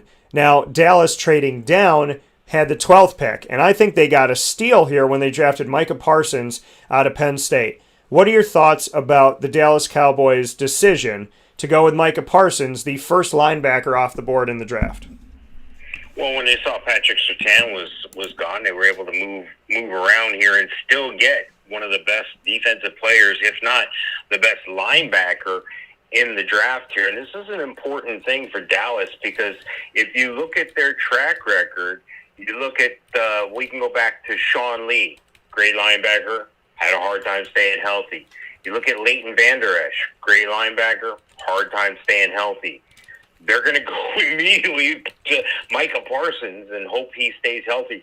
Penn State has a certain tendency to churn out some top defensive players, especially linebackers. So I think this is a good fit for Dallas. I think he's arguably the best linebacker in the draft, Micah Parsons. They put him next to Jalen Smith. They still have Randy Gregory. I think that this DeMarcus Lawrence, and this is a defense that is going to make you think twice. You're going to have to look at the players. When you're the quarterback, you're going to have to worry about where that Mike linebacker is. And yeah, it's Tom Brady, and because they're changing uniform numbers, that's going to make it more difficult. Boo-hoo. Micah Parsons is a guy who can rush the quarterback. He can stop the run. He can plug. He can play from the outside. He's going to play middle. He's going to take over Leighton Vander Esch's spot for Dallas. But why not have a tackling machine, a guy that can cover, a guy that can rush, a guy that can do it all? Great move by Dallas. Yeah, I agree with this. I think this is a fantastic move by the Dallas Cowboys, trading down here to number 12, which was supposed to be the pick by the Philadelphia Eagles. I think it's a great pick. Listen, Micah Parsons is there. He builds up your defense. Sean Lee's been injured a lot. When he's out, Dallas doesn't play as well. I love it. I love the tenacity. I think he's going to bring something to the defense. I think he's going to bring a spark to them. They have a lot of offensive weapons. They got a lot of wide receivers. They have Ezekiel Elliott. They did right by Dak Prescott. It was time to look to the defense. They did it. And Mike, best available guy, arguably right there, Micah Parsons. So I love the pick by the Dallas Cowboys. I have nothing wrong with it whatsoever. 13th overall pick with the Chargers being on the board. You and I both said that they would take Rashawn Slater, offensive tackle, out of Northwestern, and they did exactly that. So you picked it, I picked it, they picked it. What are your thoughts? Hey, everybody wins, all right? Hey, hats off to Northwestern, the first of three guys to get taken in the draft. They had two in the first round, the first of the two here. And, it just shows that, quality athletes are out there, even at schools that may not be on the tip of everybody's tongue when it comes to national championships. So, hats off to the schools, for being able to have guys like Rashawn Slater available. First of all, they got to recruit the guy. They got to build and mold the guy, and hats off for the Chargers for recognizing that. They got a great young quarterback there. They have some talent there on offense. So, hey, smart move by the Chargers. I'm glad it worked out. Yeah, and not too much we have to say about this. We both thought that they would protect their quarterback, Justin Herbert. That's exactly what they're doing. They went and got an offensive tackle, the exact one that we thought that they were going to get. So, not too much to say except for Mike and I told you so. But all jokes aside, 14th, the Jets traded with Minnesota here to move up 9 picks. We had Minnesota taking Kwity Paye, edge rusher out of Michigan. Instead, the Jets ended up with the 14th overall pick. They felt like they really needed to protect their new real estate in Zach Wilson. They did that with Elijah Vera Tucker, who we both thought would go in the first round, but not here. And he goes out of USC to the Jets. What are your thoughts on the Jets trading up 9 spots to get an offensive lineman? I think it's something they had to do. I'm not sure that they can run the ball with any running back, let alone LaMichael Perrine. So taking a running back here might have been futile. Vera Tucker can play multiple positions. I left that out about Rashawn Slater, too. He could play all 5 positions up and down the line, so it gives you flexibility. Well, the same thing kind of goes here with Vera Tucker. He's a flexible lineman as well.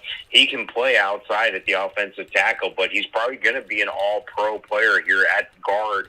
So I think that he'll play left guard, and I think it's a smart move. Show your quarterback who you just brought in that you're trying to help him out here with some protection. I think it's a great move. Yeah, I think, and again, we talk about how the Jets typically scapegoat their quarterback, the front office, it feels like, does. And so to protect him and actually give him something is great to see, because I haven't seen it. It's not something that typically happens, that they're protecting their quarterback. So I'm happy to see that they made the decision to do this. And Zach Wilson should already feel better than Sam Darnold and Mark Sanchez with that pick. 15th overall, I said it. I said beware the Ides of March or April or May or whatever month we're in, because Corona just makes everybody feel like we're in the same month all the time. I said watch out for number 15 when Mac Jones will fall to the New England Patriots and Bill Belichick will get a diamond and he will go and perfect that. He'll just be that diamond in the rough, just out there chiseling away. You let Bill Belichick into the Cave of Wonders, and he took what he could. So he's off on the magic carpet, flying around, and he's ready, because I'll say it again, and I've said it a lot, hell hath no fury like a Belichick scorned. He saw his quarterback win a Super Bowl without him, and now he wants to show the world that he is just as good without Brady as he was with Brady. He's got a lot to prove, and now he ends up with Mac Jones, the exact pick that I had at 15th. I thought it would happen. I thought it would fall, and it did. So the Patriots get who I thought they would. You thought if J.C. Horn was on the board, the Patriots would go in this direction. What are your thoughts about their pick? Yeah, well, you mentioned that other quarterback who went on to win a Super Bowl, and Tom Brady. If you look back at Tom Brady's draft day picture, the photo they take when they're doing the physicals, it looks exactly like Mac Jones. And Tom used to get, a lot of hassle from this because he's not cut. He was considered to be flabby. It wasn't going to work out. He's not going to win Mr. Universe anytime soon. Now, obviously, he's taken care of his body over the years, but coming out of the box, he didn't look all cut up and ripped up. He's a quarterback. That's not necessary, but a lot of these guys are freak athletes. Well, you take a look at Mac Jones' picture next to his draft day picture, and they look the same. They look similar, and that's got to be scary. That's got to be scary for everyone else in the league, because who else can you compare that picture to? Tom Brady. Tom Brady turned out to be a pretty good quarterback for the Patriots. So I think that the opportunity for Mac Jones is there.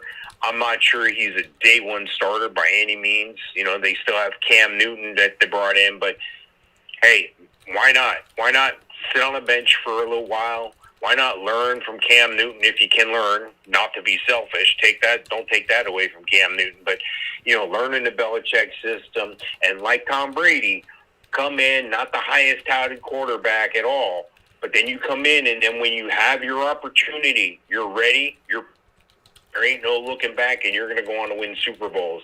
I think this move has that same potential. I'm not saying it's gonna, but it definitely looks to be shaping up that way.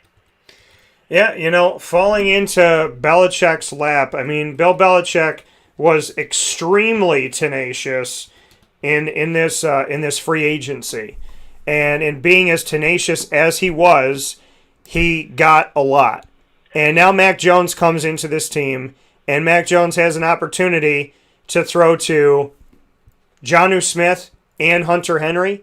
And keep in mind, folks, I'm saying Mac Jones because I believe that Cam Newton will be the starter in the beginning, but I think he will eventually shift off to a specialty role. Mac Jones will be the starter of this Patriots team before the end of the season. Cam Newton will be used as a decoy, and he'll be used in special situations when Bill Belichick wants to harass you and confuse you and piss you off and run up the scoreboard and all that good stuff. He's one of those guys that when he's up by 10 with 3 minutes to go, he'll go for it on 4th and 2.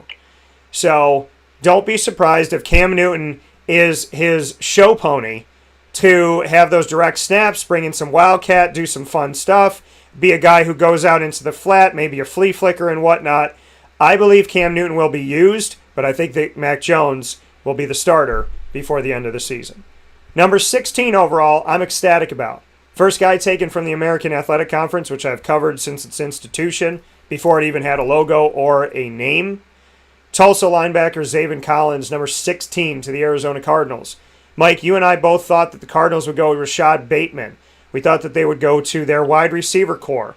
A core that's already good, that's added talent, that's added A.J. Green and DeAndre Hopkins last season, still has the Christian Kirk situation going on and whatnot. We thought that they would add yet another, but they decided to go with Zaven Collins. I wouldn't expect Arizona to go linebacker, but maybe Micah Parsons going off the board pushed their hand.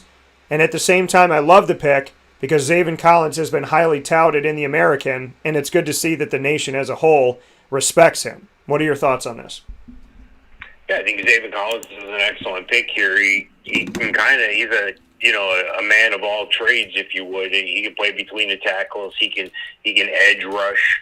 This is a guy who is versatile. They have another versatile guy on their defense, and Isaiah Simmons can play just about every position. Jordan Hicks, outstanding linebacker as well. So I got to think that they're going to mix him in on the outside to start, maybe at the strong side even. But, this is best player on the board at this point in their eyes that could help their team the most, the quickest. So why not go for a guy that you feel good about? And obviously they felt good about Zaven Collins, and I think he's an excellent linebacker. I think he's deserving of being the second linebacker off the board.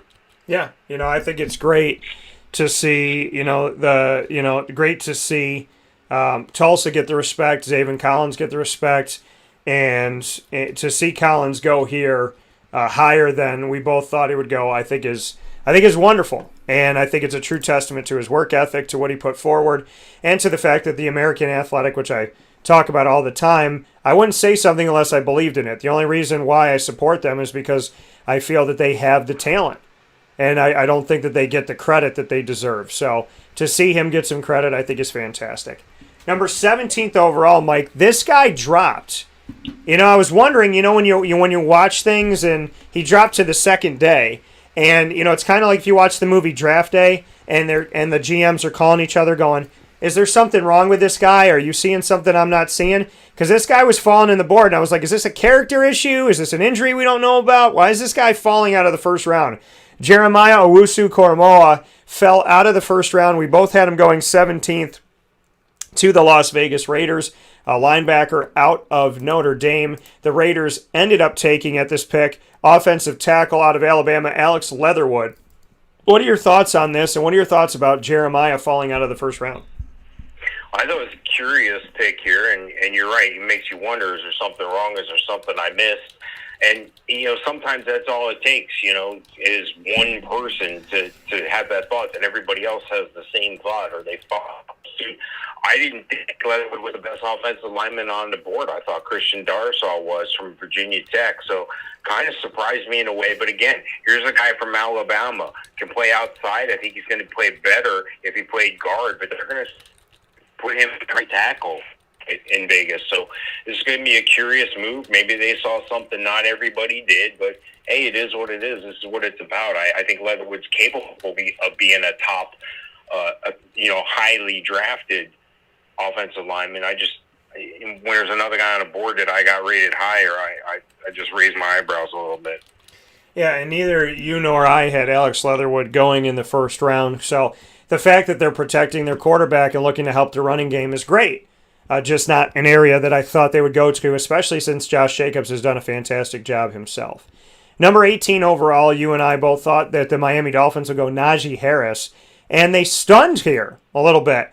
They kept a Miami player in Miami, keeping Jalen Phillips there in, the Miami Hurricanes edge rusher, staying in Miami with the Miami Dolphins. What are your thoughts on Jalen Phillips, a name that we both know and that we both thought about in the first round, going this pick as opposed to the Dolphins taking Najee Harris? Well, it's funny because in their hometown they had three guys who could play defensive end in the NFL, especially two of them, and considering Jalen Phillips and Greg Russo.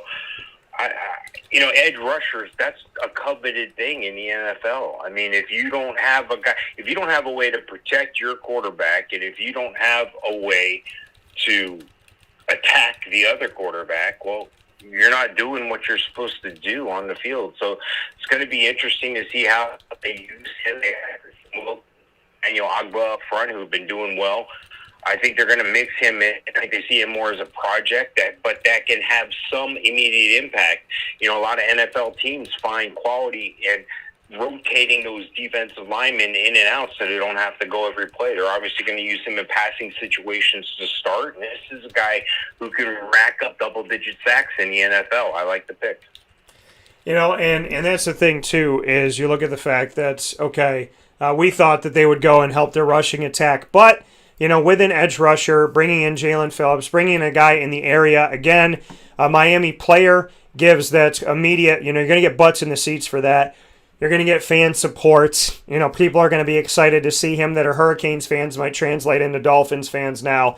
So PR-wise, it's good. Having an edge rusher help you out is good. Miami needing to go up against Mac Jones eventually, and obviously Buffalo's prolific, becoming even more prolific offense is a good thing. So I like it. And the fact that Jalen Phillips is going up against a rookie quarterback at some point in Mac Jones and a rookie quarterback with Zach Wilson, hey, nothing wrong there. Rookies coming in, all learning together, and having quarterbacks that haven't really found their footing yet. The majority of the AFC East, think about it. Josh Allen has the longest tenure of quarterback in the AFC East. So if I'm an edge rusher, I'm getting excited about the fact that we got some newbies here that haven't gotten 5 years, 10 years, 3 years under their belts in the NFL at quarterback. If I'm Jalen Phillips, I'm excited to be in the AFC East. Number 19, Washington football team goes with linebacker out of Kentucky, Jamin Davis. And we thought here that at this pick, Kadarius Toney, I had him going to Washington, and you had Micah Parsons falling here. Well, Micah obviously went off the board, and Kadarius Toney, I had him a pick too early. You had him a pick right on time, which we'll talk about in a second. What do you think about Washington not doing what either one of us thought they would do? You thought they would go linebacker. So they did go linebacker, and actually it makes sense with your pick, Mike. I thought they would go wide receiver. They went linebacker because Micah was off the board. Maybe Davis they thought was the best available. So they could have been right on par with exactly what you thought. So what's your take on Washington? Yeah, I think Jamin Davis was the second best linebacker on the board, in the draft period overall, to Micah Parsons. Zaven Collins arguably could be right there with them. And, maybe this is the guy that they like second best to Micah Parsons. This is a guy who he can find the ball, and that's what you want out of a tackling machine. You want a guy who quickly, who can get there with speed and quickness. And speed and quickness are two different things. I can teach you to be quicker. I can't teach you to be fast. So I can give you little things to help you along the way to improve your speed, but I'm not going to teach you how to be fast. I can't do that. Jamin Davis has the opportunity to do that both on and off the field. And what I mean by that is this is a guy who studies, watches tape, and he has a panache for making turnovers, fumbles, hard hits, swiping the ball, popping the ball like Peanut does out of the back's hands, and or intercepting the ball, strip sacks. This is a guy who's almost like a Swiss Army knife at the linebacker position. So I do like this pick, the linebacker out of Kentucky, Jamin Davis.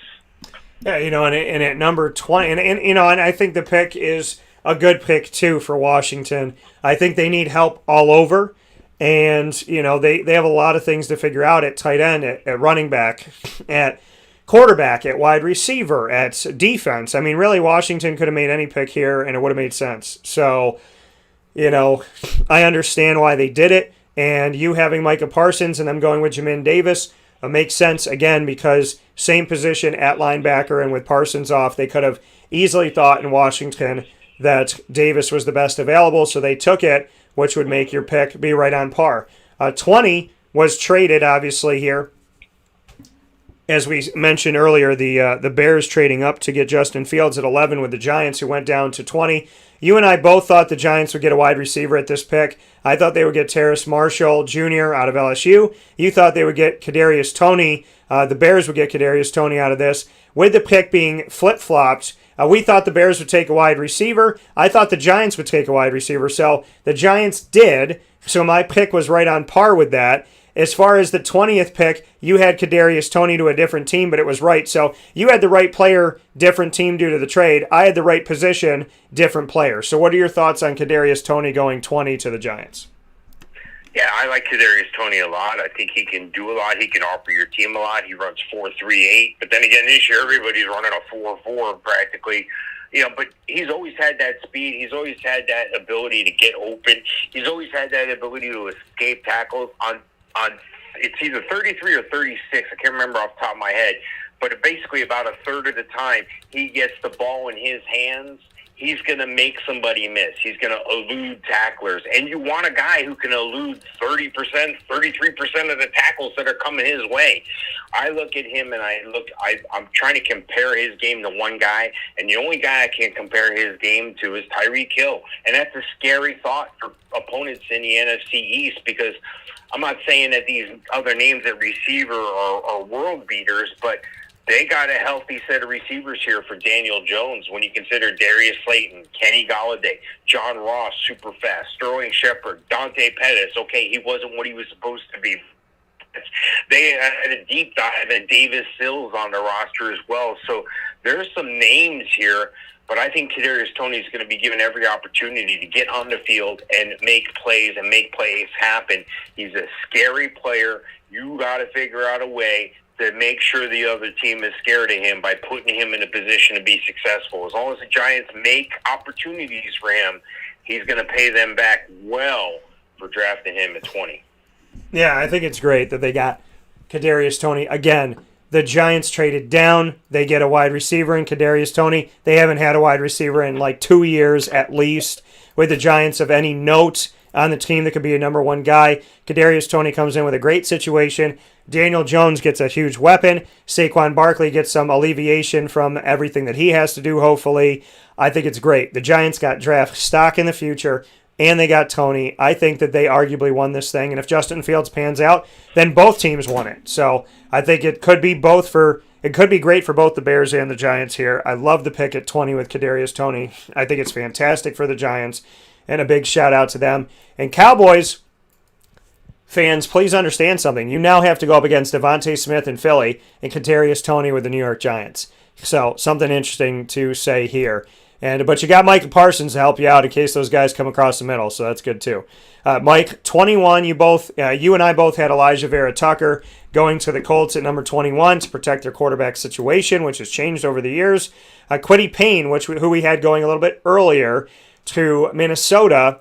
Kwity Paye in the trade where the Jets traded up to 14th and took that 14th from Minnesota. That's where we thought Kwity Paye would go. And then Elijah Vera Tucker ended up going to the Jets at that pick, ironically, which put Kwity Paye here. So in a weird roundabout way, where the Vikings were going to pick was Kwity Paye, but with moving that around and taking Elijah Vera Tucker, the Jets took our pick, which ended up being this pick, which in some weird world, if you put all the dominoes together, if A equals B and B equals C, then Kwity Paye makes sense going to this pick, even though you and I had Elijah Vera Tucker, because of the way that everything shook out. The Jets taking him, Minnesota moving, and allowing the Colts to be here puts Kwity Paye in blue and white. What do you think about it? Well, this is a guy who's really fast in Kwity Paye. I think he's an outstanding, he can play outside linebacker, edge rusher, whatever the case may be here. They're going to line him up in their scheme here. They run a 4-3, so they're going to line him up on the outside, the defensive end to rush. He didn't put up big rush stats, but he's explosive. And I tend to think that if he has the right coaching and the right players alongside of him, which he does, and Tyquan Lewis, DeForest Buckner, and Grover Stewart, that's an outstanding line when you add Kwity Paye to the mix there. He's got an explosiveness. He can get to the quarterback, and hey, that's what they drafted him for. He's got one job, get to the quarterback, and I think he's going to be able to do that for New York. Yeah, so I think it's very interesting how things shook out here with Elijah Vera Tucker, the pick that we had that ended up getting picked, and Kwity Paye getting picked here. We'll go 22-32 to finish off how our mock draft did against the actual draft of the NFL, as we are inside of the Fantasy Football Power Hour, proudly presented by the Wildcat Sports Pub, exclusively here on Wake Up Call with Dan Tortora. When I say we, I'm talking Mike Sofka and myself, Dan Tortora. Mike of Hall of Fame FantasyFootball.com, myself of WakeUpCallDT.com, and both of us of the Winning Fantasy Football group on Facebook. We'll take a quick step aside for a fast break. When we spin back around, Mike and I will bring you the last portion of our mock draft and how it did against the actual picks inside of the NFL in the 2021 first round of the NFL Draft, inside of these beautiful Cafe Kubal studios. We appreciate you being here, as always.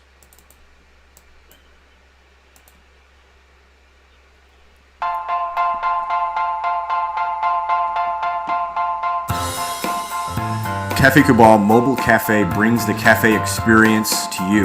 We'll roll out to your neighborhood or office, ready to serve our locally crafted espresso bar to our loyal patrons. Inquire at cafekubal.com. Cafe Kubal, coffee for the soul.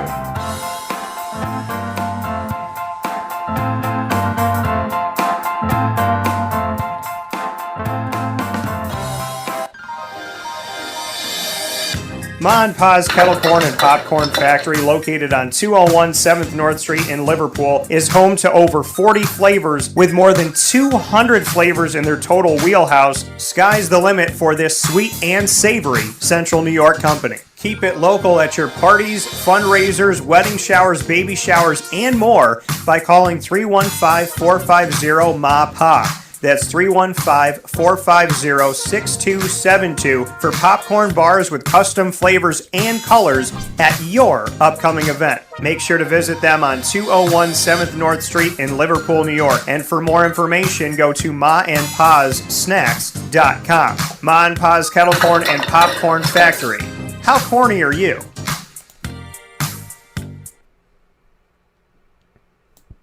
The Millhouse Market, located on 3790 New York 13 in Pulaski, New York, is worth the drive every time. Make sure you make your way to the Millhouse Market, but download the app before you go so you have everything at your fingertips, and you can see the menu, every single ingredient inside of each of the sandwiches and the quinoa bowls, the rice bowls, the pizzas, everything there, the salads at your fingertips. You could see everything. You could see what is in it. And the entire menu, it's extremely user-friendly, and you have contactless pay, can do everything on the app. Tuesday through Saturday, they're open 7 a.m. to 8 p.m. in the drive-thru, as well as to sit down inside, and of course to go inside of their general store and get the local products from local companies, as the Millhouse Market doesn't just work to support their name in the community, but they work to support others as well. going outside of themselves to pay it forward, which I appreciate. And on Sundays, they're open 7 a.m. to 3 p.m. with breakfast served all day. So head out to the Millhouse Market. Ingrained in our taste buds and ingrained in our community, they go an extra mile and then an extra mile after that, which is why you should go the extra mile to go see them today on 3790 New York 13 in Pulaski, New York. The Millhouse Market. Worth the drive every time. And here inside of the Cafe Kubal Studios, Mike and I giving you our mock draft up against the actual draft and seeing what picks we had right, what positions we may have had, but they picked a different player, or if a trade worked out in a weird way, like the Quiddy Pay thing kind of worked out if you follow the bouncing ball of all of that we talked about before the fast break. So inside of the Cafe Kubal Studios, Mike Sofka of Hall of Fame FantasyFootball.com, myself, Dan Tortora of WakeUpCallDT.com, and both of us in our joint venture of Winning Fantasy Football, the group that you can join for free on Facebook by simply searching in the Facebook search bar, Winning Fantasy Football. So, with that being said, the Fantasy Football Power Hour took over both hours of today's show, proudly presented by the Wildcat Sports Pub on 3680 Milton Avenue in Camillus, New York. You can head there to watch all the games, to have your fantasy drafts, to be a part of our Wake Up Call Fantasy 10-year anniversary drafts, and so much more. Head out there to 3680 Milton Avenue in Camillus, New York, 7 days a week for the Wildcat, as well as for takeout, delivery, or catering, to call 315-487-2222. That's 315-487-2222. Mike and I giving you picks, speaking of the twos, 22 through 32, in the actual draft and our mock draft up against one another. Mike, at 22, I thought the Titans would take J.C. Horn, cornerback out of South Carolina, who went a lot earlier to Carolina. You had them taking Jason Owe, edge rusher out of Penn State. The Tennessee Titans, at number 22, ended up taking Caleb Farley, cornerback out of Virginia Tech. You had Farley going earlier in the draft to the Cowboys, so you had him there, and I had the Titans taking a corner, and JC was off the board. So just like with your pick very recently here, where one of the guys is off, and Davis going to the team when Micah Parsons wasn't available to Washington. In the same respect, my J.C. Horn pick with J.C. off the board makes sense that they would go Caleb Farley at this pick, as I thought that they would take a corner. What are your thoughts on the Tennessee Titans pick at 22? Solid cover corners are the second most important thing on the defense. You need to press. You need to get after the quarterback, but you need to lock somebody down. You need to take away half the field. 5 cornerbacks went in the first round. This is the third of 5 here, and the only 2 guys to go before you are Patrick Surtain and J.C. Horn. I think that says a lot for you. He's a big-bodied guy, Caleb Farley is. He's just under 6'2". He plays well in zone. He can tackle in space. This is a guy who I like a lot. He's had some troubles staying injury-free. He's had 2 back surgeries on the ACL. But this guy comes right back, and he's come right back so far. I like his coverage ability. I think he's going to do well against some big-bodied receivers. And don't forget, it's not always about the player. It's not always about the team. Maybe it's about who that team plays. Maybe you got to look at some of the receivers that player is going to cover. He's going to have to cover twice a year. DJ Chark coming out of Jacksonville. He's going to have to recover the best on the other team. So this is a good move for Tennessee, I think. Yeah, and like I said, I had them taking J.C. Horn. J.C. Horn was already off the board. Pat Surtain was off the board as well. So taking Caleb Farley here, not a bad bet. I thought that Tennessee was going to go corner. They went corner. The guys were off the board that maybe they would have went for. So it makes sense why they went Caleb Farley in this situation. 23 was supposed to be the Jets, but they traded up with the Minnesota Vikings to take 14, which dropped Minnesota here. Minnesota being in this situation, I thought they'd take Quiddy Pay at 14. So did you, Mike. They couldn't because the Colts took him at 21. So at 23, the Minnesota Vikings go for offensive tackle Christian Darrisaw out of Virginia Tech. What are your thoughts? Back-to-back Virginia Tech players coming off the board with Farley and Darrisaw. What do you think about Minnesota looking to protect and help the rushing attack of Delvin Cook with Christian Darrisaw? Yeah, I think this is a great pick for them. And this is a guy who can pass protect. He can run block. He's got outstanding power. He's got a fierceness about him. He loves to finish. He loves to pancake people. He'll block down the field as well on run plays. I think Christian Darrisaw still being on the board at this point was almost a shock to Minnesota with Leatherwood going earlier. So I think this is an outstanding move for Minnesota and Christian Darrisaw. Yeah, I think it's great for them to have some protection and be able to pick up Christian Darrisaw here. It's a guy that you talked about before, Mike, and I think I think it's a move that you got to take at this point. And if they were going to go Kwity Paye like we thought they were, if they in their room were thinking that and he's off the board, well, you look at, okay, is there another guy we want to take at that position, or is there somebody else that makes sense? And so Christian Darrisaw was the thing that made sense for them, and that's where they went. So I can see it. I can understand it. Offensive linemen are a must. Jacksonville is a perfect example of when you can't protect your quarterback and you can't help your running back and you put yourself in a situation like that, it's a danger zone. So, there's never anything wrong with picking up a lineman, especially having depth there. We both thought that Pittsburgh at 24 would go running back. I thought they'd go Javonte Williams because I thought Travis would be off the board, arguably if the Jets made the right decision, which I didn't expect them to do, and they did not. We'll talk about that in a minute. So, I thought that Pittsburgh would go Javonte Williams because Najee Harris and Travis Etienne were off the board, and Javonte was my third overall running back. You had Travis Etienne going here because he was your second behind Najee Harris. They did go running back, but at 24, Najee Harris fell to them. So you and I both thought running back. We weren't wrong there. And I think that if Najee Harris was available on our board in our mind, this made perfect sense. So I think even though we had different names here, I don't think either you or I will argue with the fact that if Najee Harris was available to Pittsburgh at 24, which he was, that they should take him, which they did. Yeah, part of the reason why I was questioning the pick at all, I thought that Najee Harris would be gone already, but everybody had, across the board, everybody had Najee Harris going at 24, and I was like, there's no way this guy drops that far. And sure enough, he did. And that just goes to show you the mentality that a lot of teams still have about the running back being a disposable commodity in the NFL. These are guys that aren't expected to live out their rookie contracts on the field. These are guys that are somewhat expendable. But when you see a talent like a Najee Harris coming out of Alabama, winning program, the guy's a winner, the guy can catch the ball, the guy's big body back as well. He's a 3-down running back if you want him to be, and that's what they need in Pittsburgh. They let some guys go. They made some moves, and I think it's a great pick for them. I think it's a great fit for Najee Harris, and I look for Najee Harris to turn out to be a top 5 running back in short order. Yeah, and I like it. I like this pick. I think it's perfect. I like this story behind the fact that his draft party wasn't even about him. He actually went to a place that helped people that are homeless. Great story. I shared it on Facebook, and I'll share it again on the Facebook page at Wake Up Call DT.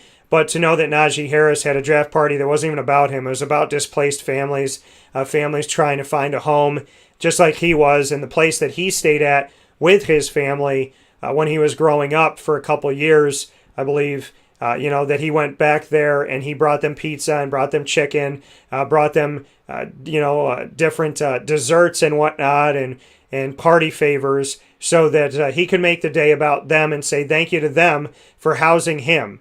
You never know who, again, you never, ever, ever know the person that you're meeting, the person that you're talking to, and where they're going to go and what they can be in the future. So there's so much beauty to the fact of, think about all these people that helped Najee Harris, not knowing who this man was going to be. He was homeless, and now he is an NFL player who came to them, who paid it forward. So I love it. I love this story. And it just goes to show that you never know who you're helping. And that's not why you should help him. You don't help him to get something back. But you never know who you're helping, and you never know who needs it. And you never know how they'll pay it forward in the future. So to help somebody else should be second nature to us. And cheers to hoping that we start making it second nature, if not first nature, as we move forward. And thank you to Najee Harris for going the extra mile.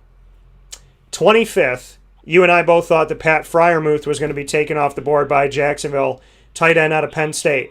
I did say, and I quote, in our mock draft, if the Jets don't take Travis Etienne at 23, and obviously they traded up, but if the draft had been the way that it was set here when we did it, before the trades happened on draft day, I said if the Jets are not smart enough to take Travis Etienne, and I don't trust that they are, and he falls to Jacksonville, I do not believe that Urban Meyer can help himself, and he will reunite Travis Etienne and Trevor Lawrence in Jacksonville together, going from Clemson to the Jaguars.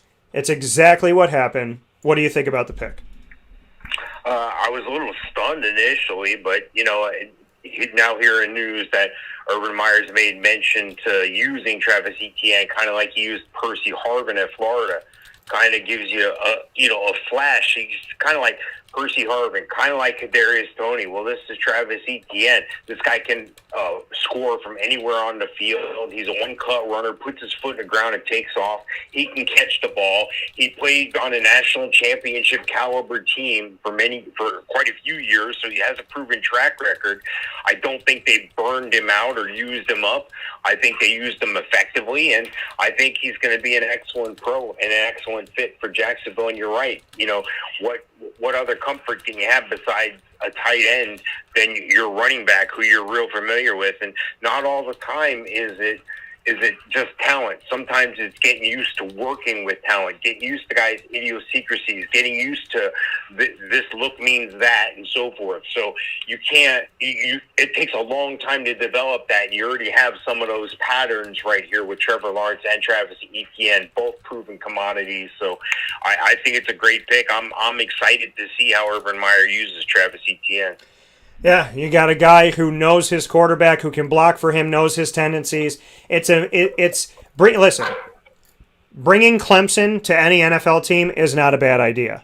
So bringing Trevor Lawrence and Travis Etienne to the backfield near you in Jacksonville, Duval, you know what Clemson did. They lost 3 games in 3 years with Trevor Lawrence. Travis Etienne had a heyday. He did great stuff. Trevor did great stuff. They know each other. They know the weaknesses. They know the strengths. They can immediately go in there, learn together, the offense together, implement it together, and rise together.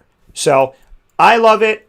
I'm excited. At the same time, I look at the fantasy side of things, as you know we always do here on Wake Up Call with Dan Tortora, with Mr. Mike Sofka every Wednesday. And throughout every Wednesday, the Fantasy Football Power Hour that we're in right now, proudly presented by the Wildcat Sports Pub on 3680 Milton Avenue in Camillus, New York. My question is now with James Robinson. Do they use him? How do they use him? And what happens? Because he was a fantasy stud last year. He was almost the Offensive Rookie of the Year. So, that's the question mark that I have, because I think Travis Etienne will get his time. But hopefully they'll use them both. Remember that, Travis is a rookie, and James Robinson's got a year under his belt, and hopefully that counts for something with Urban Meyer and the crew. 26th overall, I thought that the Browns would go wide receiver with Rondale Moore out of Purdue. You thought Jalen Phillips would get picked, the edge rusher out of Miami. Well, Miami picked Jalen Phillips, so he wasn't on the board at this time.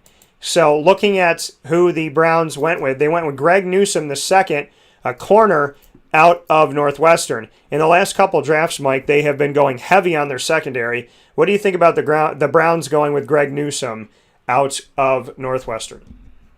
Yeah, their defense is definitely scary. I mean, you look up and down. I mean, the line, you got Clowney and you got Garrett on the line. Their linebackers aren't bad, and Taki and Jacob Phillips, Anthony Walker. Their defensive secondary is stacked too. John Johnson, Grant Delpit. The question mark was, I guess, Troy Hill at the nickel, but they look like they're going to supplant Greedy Williams, who I thought was going to be their starter at right cornerback with Greg Newsome. And you can't argue with Greg Newsome, number 2 guy from Northwestern, to be taken in the first round here. He's big. He's fast.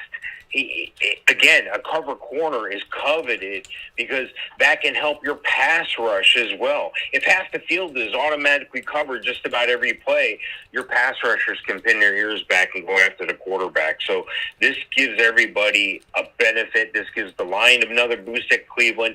This gives the secondary another boost at Cleveland, and I think it's Yeah, even more so, they go after their secondary, with Newsome, and to bolster it up, to raise it even higher.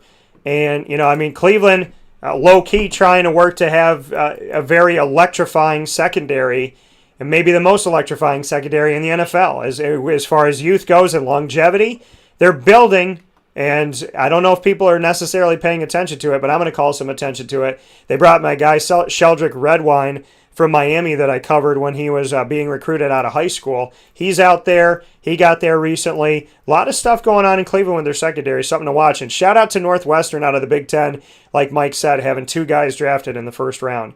Number 27, Mike, in this draft, I had Christian Darrisaw blocking for Lamar Dawson. And we found out, obviously, as we've talked about, this Christian Darrisaw went 23rd, so he wasn't available at 27. You had Trayvon Moehrig Woodard, a safety out of TCU, going to Baltimore. Baltimore instead decided to get Rashad Bateman, who we had going off the board earlier to Arizona at number 16. He was still available, and Baltimore couldn't help themselves. The wide receiver out of Minnesota goes to the Ravens. What are your thoughts now as Marquise Hollywood Brown is there, Miles Boykin, Rashad Bateman is now going to be there in a very young receiving core. What are your thoughts on Rashad falling 11 spots from our mock draft to the Baltimore Ravens? I think Rashad Bateman is one of the best receivers that not a lot of people were talking about, almost like a secret. It's kind of be exciting to see him on the field with Sam Watkins and Marquise Brown. What this does is it lines up a Miles Boykin to be out of a job. They drafted a Devin Duvernay last year, and he hasn't been on the field enough to prove himself. But now you got Sammy Watkins in the mix. You got Marquise Hollywood Brown, who was brought in the same time as Boykin and had day and night a situation. I mentioned before about the tight end situation where the Ravens brought in Mark Andrews and Hayden Hurst the same year. Hayden Hurst, earlier in the draft than Mark Andrews, and Mark Andrews ended up being the guy that panned out. Baltimore did the same thing here. They brought in Marquise Hollywood Brown and Miles Boykin, knowing one of them wasn't going to work, and it looks like the one that wasn't going to work, it looks like they're covering that up for Miles Boykin. So I feel bad for Miles Boykin, but I think Rashad Bateman is an outstanding receiver. He can be a true number one on most teams. Now, here's the question. Are they going to be able to get him the ball? Lamar Jackson puts up a lot of rushing yards. I don't think he's greedy like Cam Newton at the goal line, but I think that he knows that it's time to go and get some yards, and he's not afraid to run. He can pass as well, which a lot of people underestimate. So does this open up the passing game that much more for the Ravens now that they got Sammy Watkins? Are they going to be able to get the ball to that many guys? Are they going to be able to make them that fantasy worthy? That's the only question I have, not the talent. There's only one football on the field. Yeah, like you said, Miles Boykin, Marquise Hollywood Brown, Sammy Watkins, Rashad Bateman. Are they going to be able to get everybody the ball, as well as one of the best tight ends in the nation, Mark Andrews? So makes perfect sense. They're definitely, put it like this, they're giving Lamar Jackson a ton of weapons, but is he going to get the ball out? And how is he going to do it? He did a fantastic job playing quarterback as a rookie. He's had his good moments. His numbers haven't been bad his entire time in the NFL. But it's about the fact that they came into the season last season as a team that was supposed to make it to the AFC Championship game, if not the Super Bowl. And they got stunted by themselves. And so they really need to figure things out. There's a lot of talent there. I thought that they would help out with offensive line. So a little confusing there for me why they would go wide receiver. I guess they couldn't help themselves, knowing that Rashad fell 11 spots from where you and I thought he would go to Arizona. So from one nest to the other, from the Cardinals to the Ravens, Rashad Bateman's there. Now it's about how crowded is this going to be and can they make it work. And now if I'm Sammy Watkins, I'm pissed off too. Why the hell did I come here for a year? So it's going to be interesting to see how things shake out. Mike, at 28, you had the Saints taking a wide receiver in Elijah Moore. I had them taking a wide receiver in Amon-Ra St. Brown, Equanimous St. Brown's brother. They took Peyton Turner, a defensive end out of Houston. What do you think about New Orleans' pick?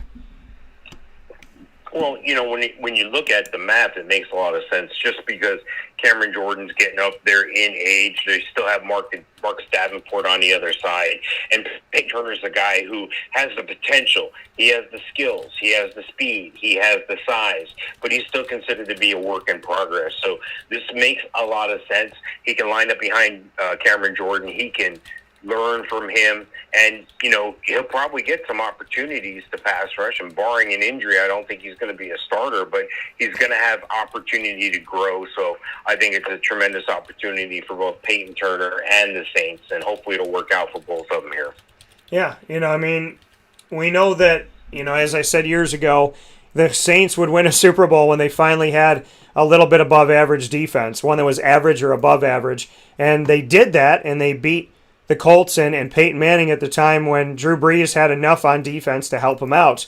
So I like that Peyton Turner's going there in the sense of trying to aid their defense, but I'm a little confused with us both thinking they would go wide receiver, and last year them having so many issues, not knowing, was Michael Thomas injured? Was he hurt? Was he holding out? Was he upset? What was going on with him? And the fact that they really were depleted at wide receiver. It was injury, and they're going to like fourth string, fifth string, random guys coming out of the woodwork, really not knowing who their dominant person was, not having a dominant person. So I thought that they would try to address this at this point. And they were drafting so late that, it was, to me, it was interesting. There's still some guys on the board, obviously, but being 28th, maybe why they didn't trade up to get a receiver or why they didn't get one in general. But I do hope things work out for Peyton Turner in the defense. Green Bay Packers at 29, Mr. Sofka. We thought the Green Bay Packers, I know that Zaven Collins that went earlier to the Arizona Cardinals at 16, which I'm very happy about, where we thought Rashad Bateman was going to go. To see this situation where Zaven Collins was already off the board, 13 picks earlier, we both had Zaven Collins here. We thought Green Bay was going to take him at 29, the linebacker out of Tulsa. Instead, they decided to take at 29 the cornerback out of Georgia, Eric Stokes, who neither of us had in the first round. What are your thoughts? Well, you can't go wrong with taking a guy from the SEC. Eric Stokes, again, he has size, he's physical, he's quick, he has the speed. The one thing I didn't like everybody always saying all draft was great twitch. He's got an outstanding twitch, wonderful twitch. I still don't know what twitch means in that respect. I guess it's like maybe quick movement off, I guess something like that. No, so. I know. I'm just kind of making fun of it a little bit here. I'm not going to say he has a quick twitch, but, it's like when somebody says there's a sexy pick, Mike. I can't get around it. So. Exactly, right? Well, Kevin King for the Green Bay Packers, he was racking up some tackles in a lot of games last year. So from a fantasy perspective and from a numeric perspective, it looked like he was getting those tackles because he was getting picked on. He was the weakest of the corners in that whole division. So I think this doesn't bode well for Kevin King. I think Eric Stokes has an opportunity to step in and start right away. It's probably a coin flip at this point, but I see by the end of the year Eric Stokes starting in place of Kevin King. I think it's an outstanding pick for the Green Bay Packers, even though Oh, we lost you for a second. You said even though what? Even though it does nothing to make Aaron Rodgers happy. Yeah, and that's the thing is this is a pick that helps Aaron Rodgers, but it helps him in alleviating some of the stress of having teams run up the scoreboard on you. Again, like I've mentioned with other teams today. But at the same time, Aaron Rodgers, you got Devontae Adams, but I think he's just, where are my receivers? Where are my receivers? Where are my receivers? Hey, I think last year we should get a receiver. No, we're going to draft Jordan Love to be a replacement. Oh, okay, and we're going to trade up to get him. So, I don't think they've done themselves any favors in Green Bay. I was, from what I'm told from people that I trust close to the situation, there is some damage to be reconciled if they can. And everybody's hush-hush right now. The coaching staff, like nobody's doing anything. It's like locking the doors and trying to figure out, can we save this marriage or not? So, Dr. Finkelstein is in there and they're talking. And that's what it feels like. Green Bay, with Aaron, made him wait 1,000 years behind Brett Favre when he unretired about 62 times. And then now, getting Jordan Love when he's made no sign that he was going to retire anytime soon. So I don't think they've done themselves any favors. On top of that, not drafting him the aide that maybe he wants at wide receiver, which I could understand. It's just, you don't take your MVP and not help him and get his replacement at the same time. And then, him sit here and go, well, I had to wait and now I'm being forced out. So my time was precious in the beginning. You didn't care. My time's precious at this point in my career and it doesn't feel like you care. So I don't know this as a fact, but if I jumped in the head of Aaron Rodgers, I would say, you made me wait. Now it feels like you're forcing me out and you're not doing anything to help me at wide receiver. So thanks, guys, for nothing. And the fact that he thought in the playoff game against Tampa that he was going 4 downs. He didn't know that they were going to punt, allegedly. And so he would have done things differently on the field because he thought he had 4 opportunities, not 3. So it seems like him and the Packers organization are not on the same page. And the question now is, can they get through this, or is the damage already too far gone? 30th overall, the Buffalo Bills were supposed to pick Hayer, and the Buffalo Bills were supposed to go with what I thought would be Caleb Farley, the corner out of Virginia Tech. Mike thought it would be Terrace Marshall Jr., the wide receiver out of LSU. They decided to go with an edge rusher, Greg Rousseau, who Mike had going off the board a lot earlier out of Miami, Florida. Mike, what do you think about the fact that the Buffalo Bills, that have already gotten a bunch of talented players on defense and talented players on the D-line and re-signed people on the defense to help them out, are now adding yet another defensive lineman? It looks like, to the victor goes the spoils. I mean, this is a team that has talent on offense, youth on defense, talent on defense. They have enough, and they've made good moves to bring in weapons for Josh Allen. And now defensively, it looks like they're just going to have waves of defenders coming into you that not necessarily have to start, but can come in and still attack you. To me, Buffalo is saying, we don't want to win the AFC East this year. We want to win the AFC East every year, and we want to vie for a Super Bowl. I think that this makes a nasty team even nastier, which I don't see how you can be mad at this pick at all. Well, Greg Rousseau's an athletic guy. I mean, he used to play wide receiver, for God's sake. So he's long. He can get to the quarterback. He's got a good motor. But here's the thing on Buffalo. Their defensive ends are getting a little long in the tooth. Yeah, they picked up A.J. Epinesa a couple years ago, but their starters are Mario Addison and Jerry Hughes, and those guys are going to be 34 and 33 respectively on week 1 kickoff. So they had to get somebody in the pipeline there, and when a Greg Rousseau is talented guy, maybe needs a little time, that's the ideal situation. Let him learn from a Jerry Hughes, let him learn from a Mario Addison, and let him be the next guy to step up with A.J. Epinesa on that defensive line for the Bills. Yeah, I see no issue with this pick whatsoever because, again, I think a defense and a strong team in general is getting stronger, and the defense is getting stronger. At 31st overall, Mike, you and I had the runner-up of the Super Bowl, the Chiefs taking Tevin Jenkins. Tevin Jenkins out of Oklahoma State, the offensive tackle to help their offensive line. Well, they decided to trade out of the first round and give Baltimore another pick, as Baltimore went with Odafe Oweh, Penn State's edge rusher. What are your thoughts about Baltimore getting back into the first round, taking an edge rusher, and the fact that Kansas City, that glaringly had an issue at offensive line in the Super Bowl, decided to trade out instead of taking an offensive lineman? This is an interesting pick. This one raised my eyebrows here. So, I hope it works out for Baltimore here. Jason Oweh is definitely a project for them. He has size, he has speed, he has quickness. He can be an edge rusher, which is what he's primarily going to be. He's going to be a situational edge rusher to start with. So I don't know where he's going to fit in the scheme behind a Malik Harris, behind a Patrick Queen. I don't know if he's going to fit on the line yet, but Calais Campbell's getting long in the tooth. He's moved a lot more inside. Derek Wolfe is long in the tooth there as well. So, there's going to be some opportunities for him to get on the field. I don't think he's going to be a Pro Bowl player immediately, but he has the physical skills. He just needs a little more development. So hopefully this will work out for Baltimore. Yeah, I look at it on the side of the Chiefs. I think it was I don't think it was a good decision. You're not picking high in the first round. When you're the runner-up in the Super Bowl, you're not picking at the top of any of the rounds. So, unless you trade and move some stuff around, you're not getting high draft picks, which is a testament to how well you played, but you have a glaring issue on your offensive line, and you didn't address it.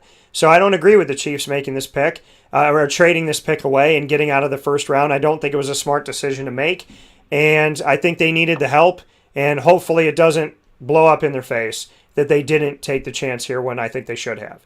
32nd, Tampa Bay Buccaneers, the Super Bowl champions, reigning Super Bowl champions. Tom Brady winning his first Super Bowl out of New England. Joe Tryon is who you had going out of Washington as an edge rusher. I had edge rusher Jalen Phillips. Jalen wasn't available. Joe Tryon was. You were exactly right, and we were both right by position. So what do you think about this last pick of the first round? Well, again, they definitely need somebody to line up behind Jason Pierre-Paul's getting a little, older. William Goldston's not getting any younger, and Ndamukong Suh's not getting any younger. So they're going to need some help on the line. They need some help from guys who can step in and almost immediately, if due to injury or some other problem, that he can immediately step in. I don't think he's as much of a project as some of the other players that were picked ahead of him. So I think that bodes well for Tampa. I think that he's going to be able to get on the field immediately, not necessarily as an every down starter, maybe in pass rush situations. But I think it's a good pick for Tampa. I think it's a good move. Yeah, and again, you and I both had an edge rusher here, them helping out their defense, which was already a threat, which I don't think got a lot of respect. Again, people focus on Tom Brady when Tom Brady's on the team, and they don't necessarily focus on the defense. But the Patriots, you can argue their last two Super Bowls that they won was more their defense leaning on them than Tom Brady. And then the Bucs here. I mean, Brady throwing multiple interceptions and the Bucs winning because they had the better defense than the Chiefs did. And so, now they're helping it out even more so. Jalen Phillips, who I had, was not available when this pick came around. So, but I still thought they would go edge. And then Joe Tryon was available, and Mike got it exactly right. And I remember looking at it going, pretty sure Mike got that. I'm pretty sure he tied the bow on the first round very well. So with that being said, that is our mock draft. And a lot of our picks were spot on. And if it wasn't the exact name, Mike, then we had the position or we had the idea around it. So I can honestly tell you, our first ever mock draft of doing the entire first round, picking live with the fans, that as you look back on this, and I actually wrote about every pick here on Facebook, on facebook.com/livenowdt, so you can see my comments about all this. If we weren't exactly right, we were close, and if teams traded, we still somehow, in a way, in a lot of situations, I had things on point. So I would say that we did very well with our mock draft, Mr. Sofka. I would say the NFL, for the most part, listened to us at least in part somewhere. So looking at this, I got to be proud. If this was a term paper, you and I both passed and we get to graduate. So that's a good thing.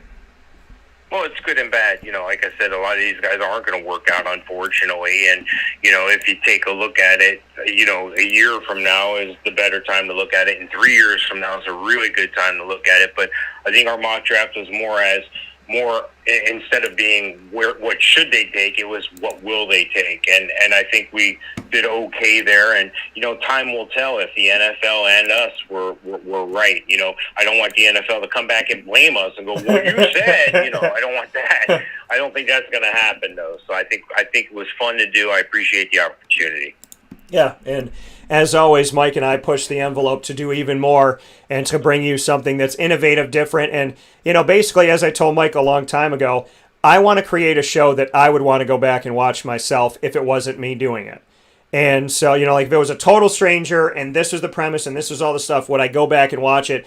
And then even more so when I know that I did it, would I go back and watch myself and be able to enjoy the show and enjoy what Mike had to say. So we're creating shows here that we would go back and watch. We hope you do too. You can find them on youtube.com/wakeupcalldt, facebook.com/wakeupcalldt, on wakeupcalldt.com's fantasy football tab and fantasy football casts, and of course Hall of Fame fantasyfootball.com and different areas where Mike shares it, as well as our winning fantasy football group on Facebook. So plenty of places for you to go to watch these back and to watch them live.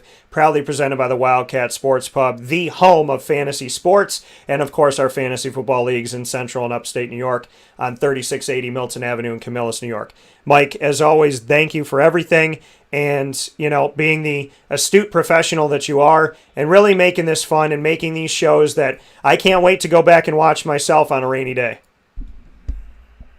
Well, I appreciate it as well, Dan, and please, everybody, make sure you check on over to our Facebook group, Winning Fantasy Football, and of course the website, Hall of Fame Fantasy Football. I've released some new products this year.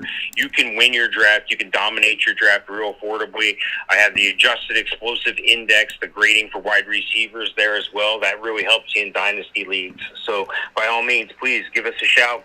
Drop me a line. Check out the website. If there's some information you don't see on the website that you'd like to see, I'm open to that as well. But my whole thing is in high gear right now. Fantasy football season is going to ramp up very quickly here, so make sure you're prepared and check out the webpage, halloffameffantasyfootball.com, and our Facebook group, Winning Fantasy Football.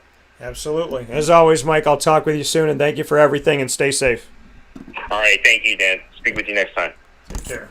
That coming from Mr. Sofka here on Wake Up Call with Dan Tortora, where sports meets that thing called life. Very happy to have you here, folks, as always, and appreciate you so very much for joining us inside of the Fantasy Football Power Hour, proudly presented by the one, the only, the wonderful, the beautiful, the incredible Wildcat Sports Pub, led by Danny Tome and his entire team on 3680 Milton Avenue in Camillus, New York. Find your way over there for indoor dining 7 days a week, as well as catering, takeout, and delivery by calling 315-487-2222. That's 315-487-2222 for the Wildcat Sports Pub. Thanks to Mike Sofka, and thanks to you as we put our mock draft up against the actual draft. And you can go back and watch it and see all of our picks. And, of course, on Facebook, you can read in our timeline everything I had to say about it, and all of the picks, the ones that we had right, the ones that were different, and everything in between. So a big thanks to Mike for making this the Fantasy Football Power Hours today, as the draft took up the entire show, as it should, with the first round and plenty to talk about. And I still went a half an hour over, even though we dedicated all 2 hours to it. So thank you for hanging out with us. Definitely tell your friends, family, coworkers, and colleagues that when it comes to fantasy football, look no further than the Fantasy Football Power Hour every Wednesday on Wake Up Call with Dan Tortora. You can listen and watch us every Wednesday in the Fantasy Football Power Hour, proudly presented by the Wildcat Sports Pub, as well as listen and watch in general on Facebook.com/LiveNowDT, YouTube.com/WakeUpCallDT, MixLR.com/WakeUpCallDT, and on WakeUpCallDT.com's homepage. You can listen and watch there Monday through Friday from 9 a.m. to 11 a.m. Eastern Time. And, of course, after the shows go live, you can watch them and listen to them in all these wonderful venues on Stitcher, Spotify, MixLR, TuneIn, iTunes, and YouTube, Apple Podcasts, iHeartRadio, Podbean, and more by searching Wake Up Call with Dan Tortora or Wake Up Call DT, all one word. And a proud thanks to all of our partners, Cafe Cubal, Carvel DeWitt, the Wildcat Sports Pub, which we did every Wednesday, and today, the Fantasy Football Power Hour, and we thank you so very much. Honda City of Liverpool, Chick-fil-A Cicero, Avicoli's Canine Camp Dog Daycare, Pizza Man, Canine Campground Dog Boarding, as well as the Millhouse Market, and Ma and Pa's Kettle Corn and Popcorn Factory, where you can go to maandpazpopcorn.com, and whether it's for in-store pickup as well as delivery to any one of the 50 states, whether you're in the community of Central New York or outside of the community, you can go to maandpazpopcorn.com and use the promo code DT20 for 20% off using my personal code, which stands for Dan Tortora 20. So DT20, DT20. at maandpazpopcorn.com. Do that today and get 20% off. Again, shout out to all of our great partners in the community. A shout out to all of our beautiful and wonderful listeners, viewers, supporters all over the world, and of course in Central and Upstate New York. Make sure you tell your family, friends, coworkers, and colleagues about Wake Up Call, and we're always here for you. Tomorrow we will be on site, on location, live for the first time ever at the Cafe Kubal location in Manlius on 343 Fayette Street in Manlius, New York, with my guy Rob Drummond talking about the draft as well as local talent, what he's doing to help the community, and so much more coming up tomorrow live from Cafe Kubal in Manlius. So we'll take the Cafe Kubal studios to Cafe Kubal. We'll see you there. And in the meantime, God bless, no stress, do your best. I'll talk with you all soon. Be well and be safe.